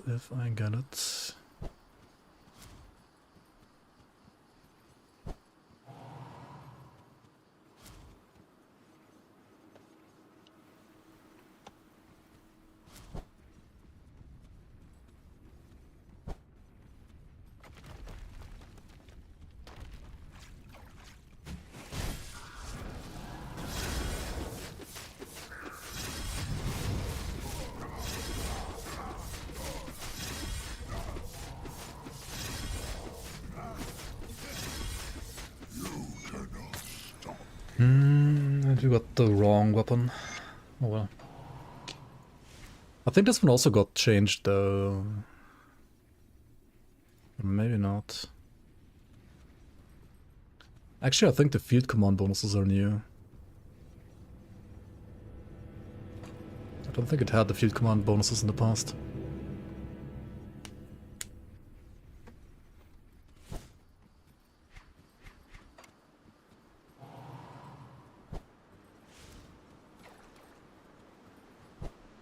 I mean, by patch 1.3 standards, you're not really doing anything wrong.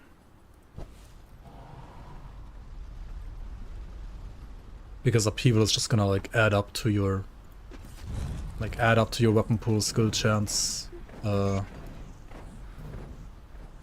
Just like any other weapon pool skill does right now.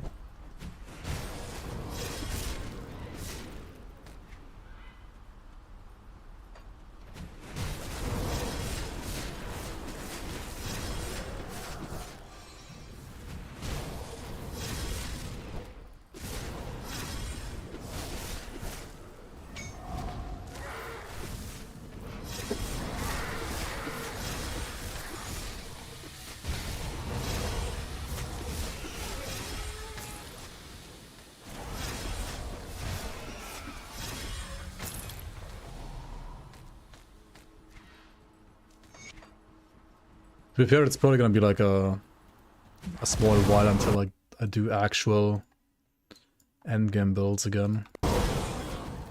I've not been doing them for quite a while already, and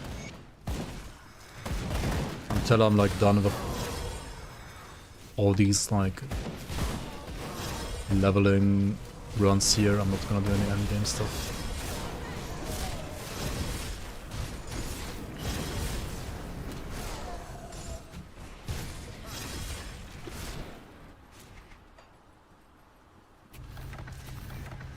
At one point you start to filter all the rare items.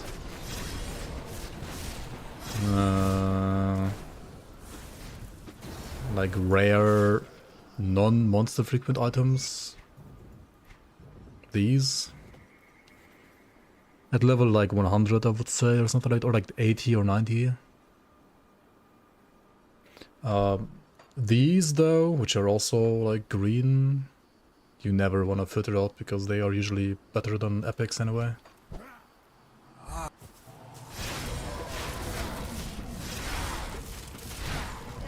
And sometimes even better than legendaries. I was to be immortal. I will answer when Dravis can.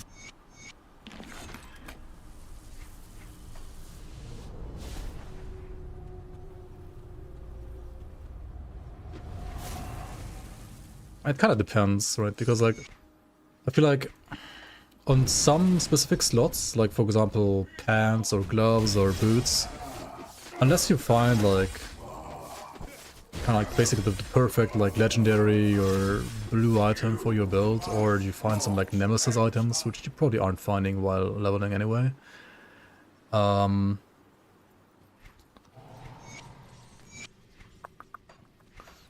You need to still fill those slots with like standard rare items until endgame.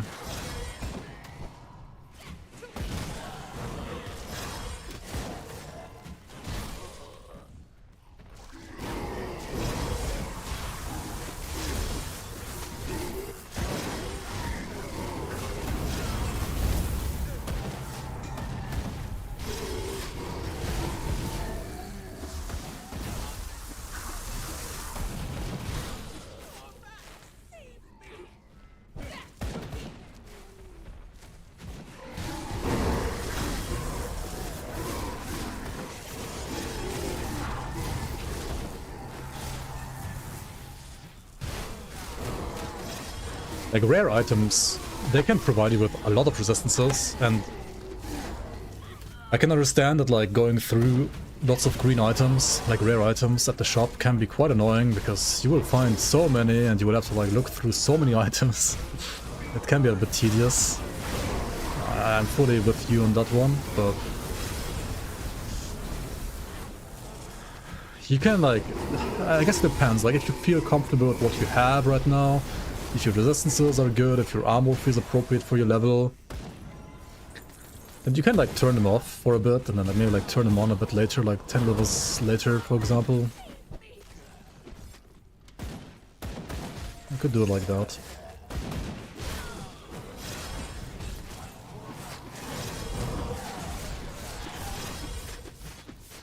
But also green items are nice to sell, right? They give you a good amount of money, like iron bits. And especially if it's like your first character, then you kind of want to get some money as well. Because you need to like buy all the blueprints from like all the shops and vendors, and you can also gamble for other items, etc, right? Like, there are many uses for iron boots actually in this game.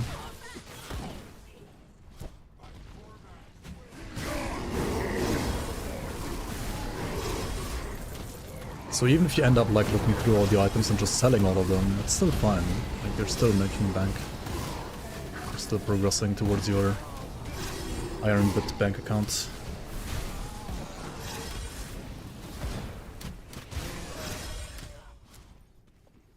Is it possible to turn off rare of weapon types you don't use? Honestly, that's fine, yeah. Like, for example, on this build, like, if I know I only want to play, like, swords or, like, one-handers, like, one-handed melee weapons, then yes, you can definitely turn off these like this. I think that's fine. I would not touch this and this that much, but weapon types I think is fair to turn off, yeah. Like, you don't need to look at, like, two-handed swords if you really only want to play one-handed swords, for example. I think that's fair. And as long as you have always show uniques and always show double rares ticked, you will still like drop and pick up the actual, like, you know, rare items even for those like slots. You will still like pick up like C legendary guns and so on. So you won't miss like any cool items.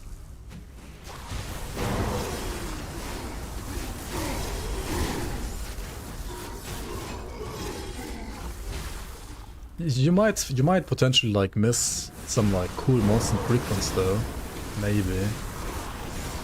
That could be good for your build, maybe.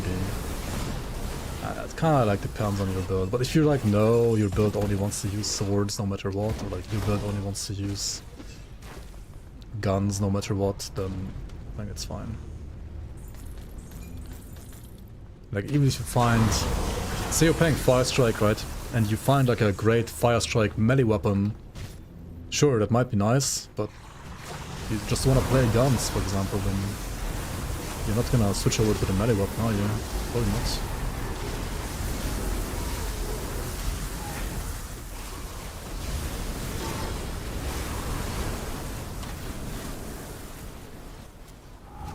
I feel a little bit squishy because I have like terrible armor for my level right now.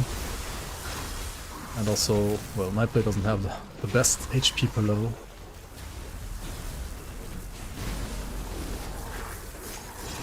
But that's fine.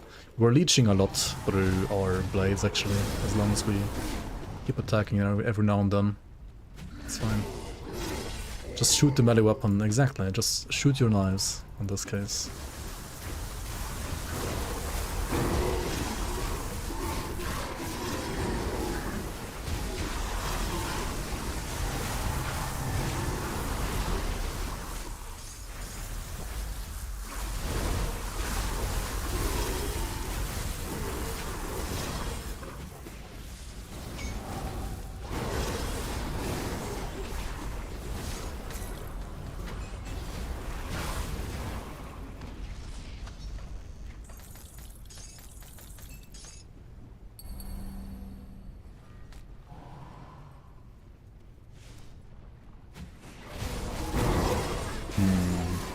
Did I miss any shrines in this act? I don't think so, actually. Oh no, there's one more in the Tomb of Neathan, I think. Like with the Rat God lore note.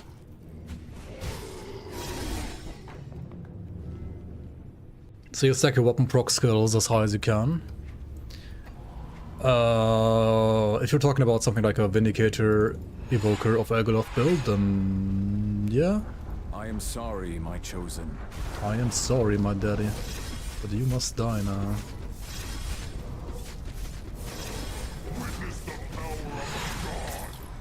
Yeah, our armor is not great here. Bit of a 27 chest, dude. Jesus Christ. With 33, level 18 helmets, okay. I mean, considering how low level my items are, we're pushing this build pretty far.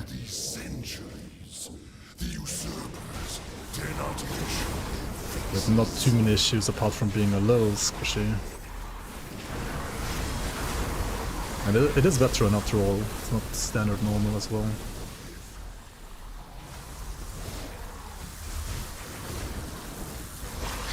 Yeah, I should probably like really go to the bandit areas again and reform my weapons. I mean my like armor. And also reform the Drangul blades, which are level 24. If I got some actual like level 50 or 60 weapons there, my damage would also like skyrocket quite a bit. That said, it is pretty impressive we're still dealing the amount of damage that I'm doing right now. Like, I should be dealing less damage, considering my item level.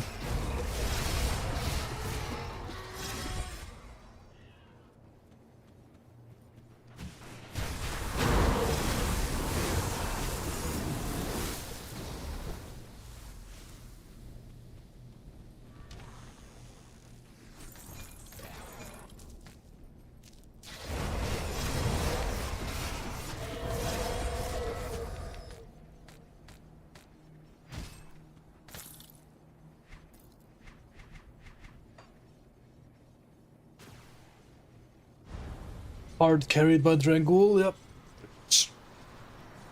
Okay, let's go sell one last time before Korvac. And before I fall asleep, it feels like.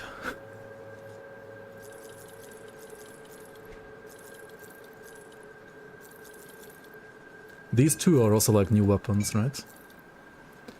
Empowered Veil Gorger and Empowered Chilgore.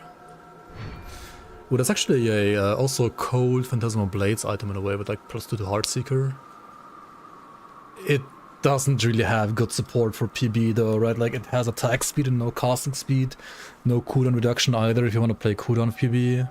Has Fizz to code, not even like Wit to code or Chaos to code or Pierce to code. And it looks cool, but some blue items are so fucking bad, and this one is, I think, also one of them. Like, what the hell? This crossbow looks pretty nice though, not gonna lie. Elemental to Aether and physical to Aether damage. Honestly, this one has double conversion at least. This could be good for like Aether Fire Strike actually. Also has +4 to Hellfire Mine, which is the Aether resistance reduction skill in the Demolitionist tree, right? The modifier for Thermite Mines. Modification is just like the Arcanist support skill, and Spectral Wrath is resistance reduction from Necromancer. So this could be a decent like Aether Fire Strike Defiler weapon, maybe. But then again, it doesn't have any skill modifiers because it's a blue item, so even though this is a lot better than Chilgore, I feel like, it's still so far from actually being good. Yo, Harbor, welcome. I'm trying to craft a level 90 demo belt right now with a Destruction affix +2 to Fire Strike. Do you know what are the odds to hit that specific affix? It is pretty low. Maybe, yeah, maybe like ascending these items is gonna make them actually great, right? Maybe that will actually help. I'm just keeping this because it looks so fucking cool. Not because it's good for my build. See you around.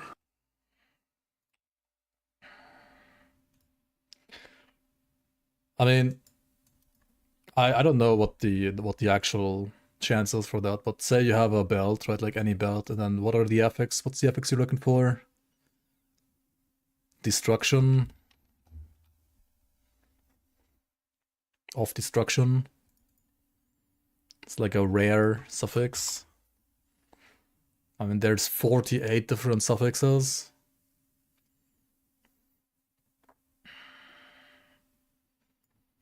Three, 4, 5, 6, 7, 8, 9, 10, 11, 12, 13, 15, 17, 19, 21, 23, 25.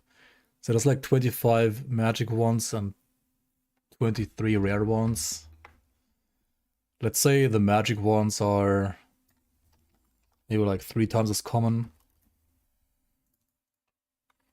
And let's assume all rare ones have the same chance, which I'm not sure if that's like true or not, right? So basically, I mean, it's basically like a 1 in 100 chance, right, to get it, I would say. Like a 1% chance, something like that.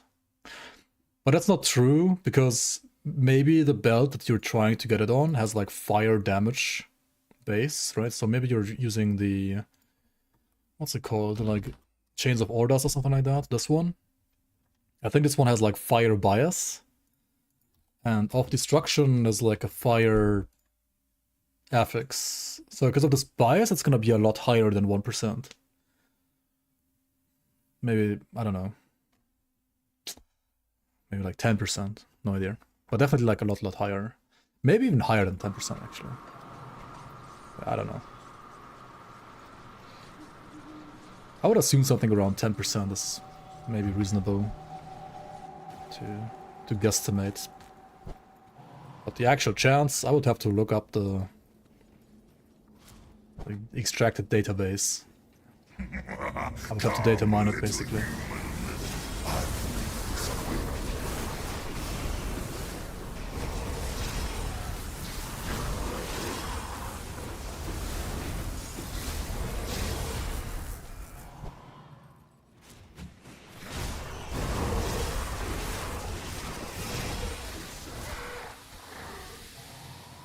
Crafting the OA demo belt.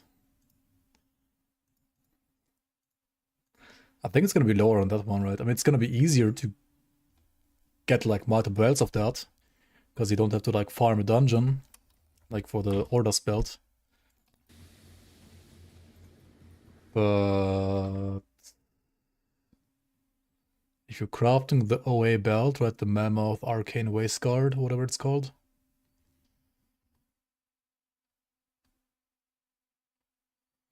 Or Arcane Girdle, I think it's called, level 19. Then that's probably like closer to the 1% chance that I was showing earlier, because that one should not have any like damage bias.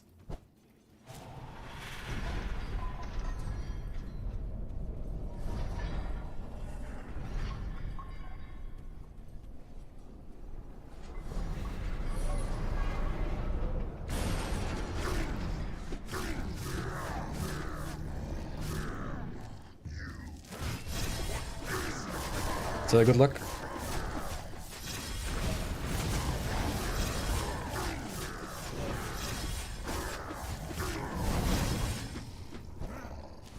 Oh shit, he actually hit me with the meteors, what the hell? Does Podberry Merchant not sell passing shards anymore? Actually, I don't know. I think they should, it should still. But it might also be a bit random, like maybe sometimes in some runs it just doesn't sell them. All you see is mine, an extension of my will.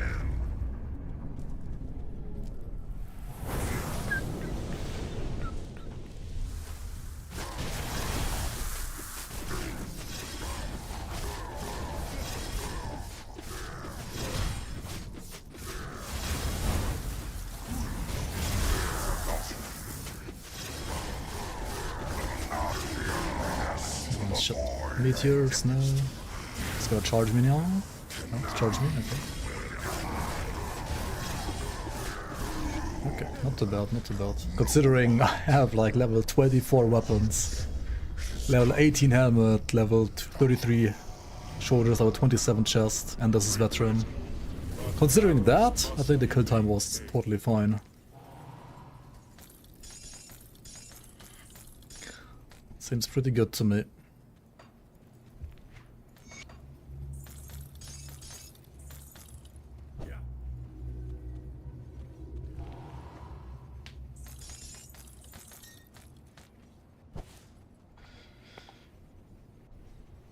Alright, back to base.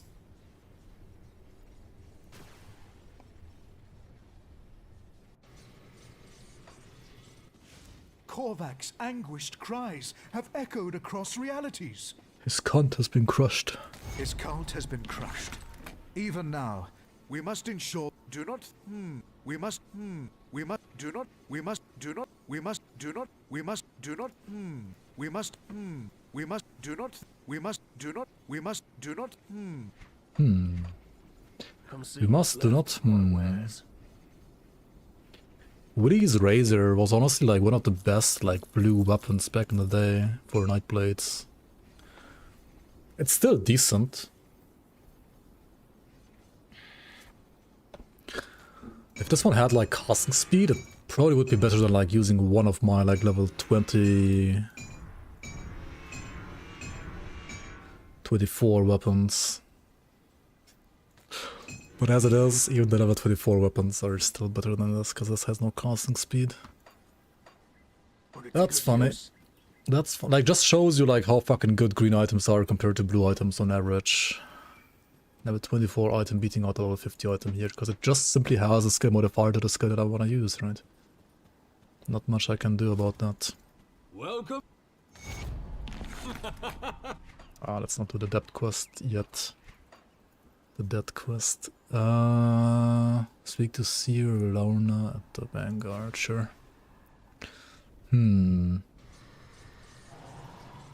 Have you executed? We have executed your little plan. Messenger step 2. Cool, cool. Let me... I think for the quest, right? I need to be honored. I am honored. Holy shit. Once you're honored with a faction, like any faction, as long as the system still exists, go and buy the writ right away, because the writ speeds up reputation gain. Oh my fucking god, please walk over the bridge, thank you. Come see what's It's a left of stupid my mechanic wares. and shouldn't exist in the game in my See you opinion, around. because people that don't know about it will not click this. I'll give you a good And if price you know for what about I it, left. then you probably don't need it anymore, because you already have like this on your characters anyway. But yeah, buy the red, because it improves reputation gain by 50%. Yeah, pretty nice, pretty nice. Also more Iron well blueprints. spent. Get all them blueprints. With Draelus's eye, one of our honor. Alright, alright. Get another side quest here. Also, other factions where I'm honored. Black Legion. That's it? Unlucky. Oh well. B for blue. B for bad. D for bad. Oh wait. I mean, also See true. anything you like? See you around. Here. Chrome Dawn needs a good gold sink. It does have decent gold sinks right now, and it will get more actually. Like rerolling affixes, for example, is not only gonna require special new like crafting materials, but also will cost iron bits. And every time you reroll, the iron bit cost is gonna increase. So yeah, you will need lots of iron bits for rerolling as well. On top of like, you know, stone plate, boots crafting, or pants crafting, or glove crafting, and so on and so on. Like, even now you can dump your bits if you really want to get some insane boots and so on. And craft some boots.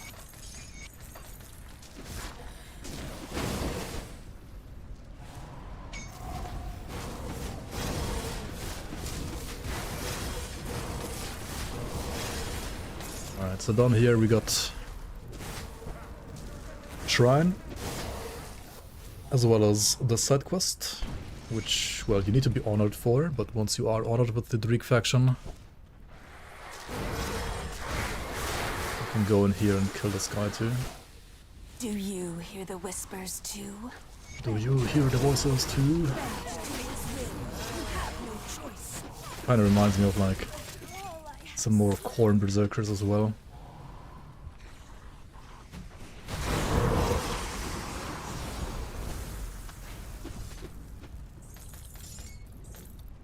Also conduits, yeah, true, if you wanna like do conduit crafting. Yes, yes. They all need iron bits. All the crafting needs tons of iron bits. Come see what's left of my wares. See you around. Alright. Anyways, we have reached enough points to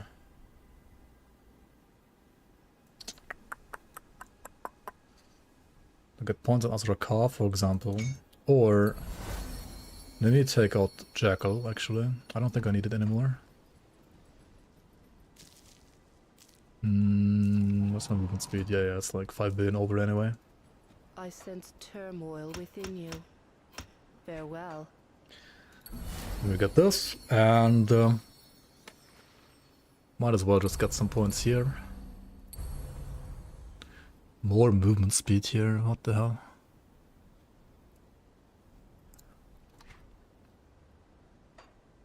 There should be a lot more damage once again. Let Cool, me cool. clear your mind of regrets.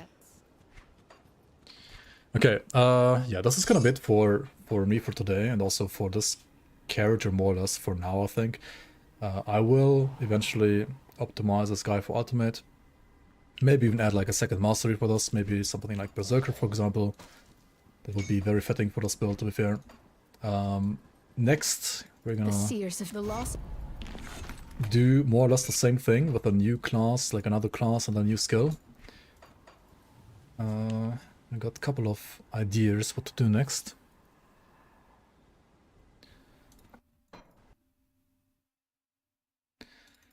Otherwise, yeah, if you're here just for this Nightblade, thank you so much everybody for watching.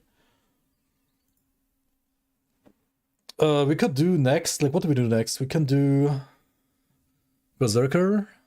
We could do Chaos Skeletons. What else did I write down? Let me check. I have like tons of builds I still need to, like tons of runs like these to do.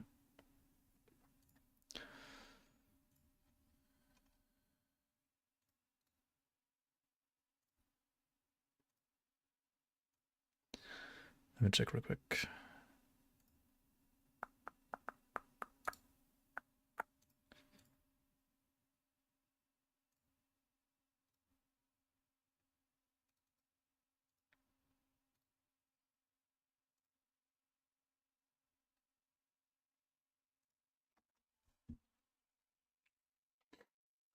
So,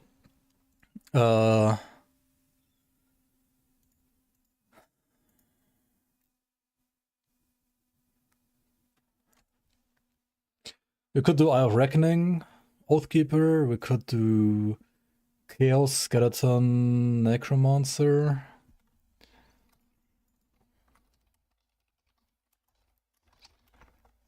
We could do Keller's Tempest Arcanist.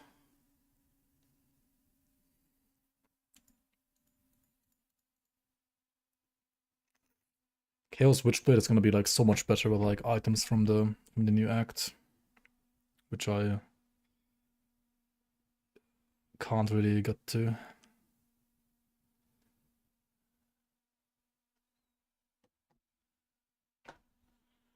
Yo, Madly, how you doing, man?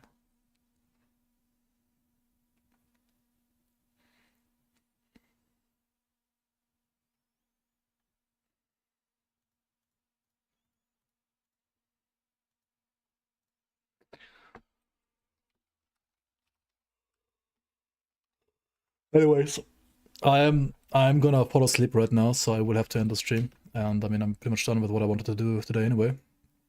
Let me know on Discord or like in YouTube comments what you want to see next, right? We have either like a Were-Raven Berserker run, a Werewolf Berserker run, Winds of Astakar Berserker run, just like Onslaught Weapon Pool Skills Berserker run, Our Reckoning Oathkeeper, Bone Harvest Necromancer, Ravenous Earth Necromancer. I need to like redo that at some point, because like the last time I ran that through normal was like 10 years ago pretty much.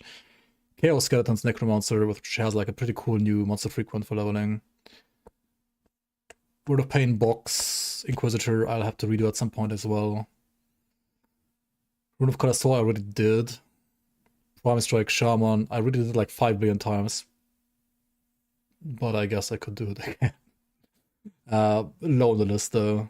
Kelder's Tempest Arcanist, Frozen Arcanist, Aether Arcanist, because like Kelders I never really did. Frozen and Aether Ray I did, but like also a long time ago.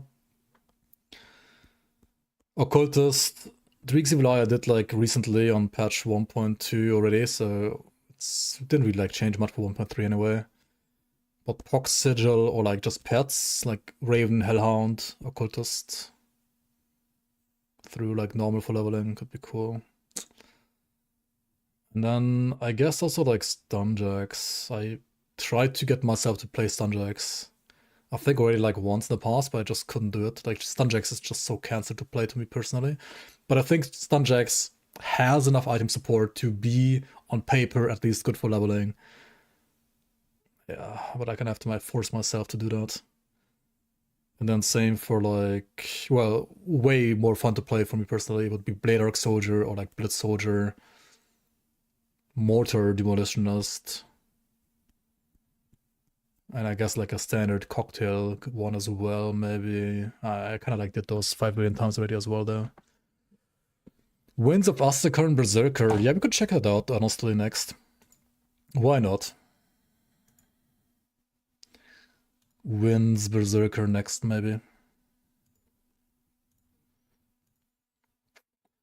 So for me, like, high on the list to do next, I feel like are Winds Berserker, Killer's Tempest Arcanist, Chaos Skellies, Necromancer, Ravenous Earth Necromancer, maybe Bone Harvest Necromancer as well, honestly. Kind of would be fun to play a Necromancer.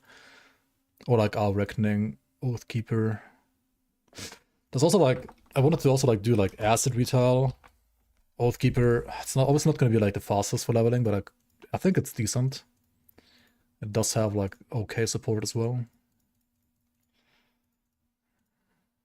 Anyway, thank you guys for watching. I'll send you over to someone else. Have a good evening, night, day, wherever you are. And also thanks for follows and subs today. Appreciate every single one of you being here and supporting the channel. If you want to support me any further, of course, you can also check out my Patreon. I will, and already have, started uploading some minor spoilers for Season 8 to Patreon. I will continue doing that as regular as I can going forward, where I post like either new items coming to Season 8, or updated items, or updated skills for Season 8 and stuff like that. Or maybe like updated ghost heroes and so on.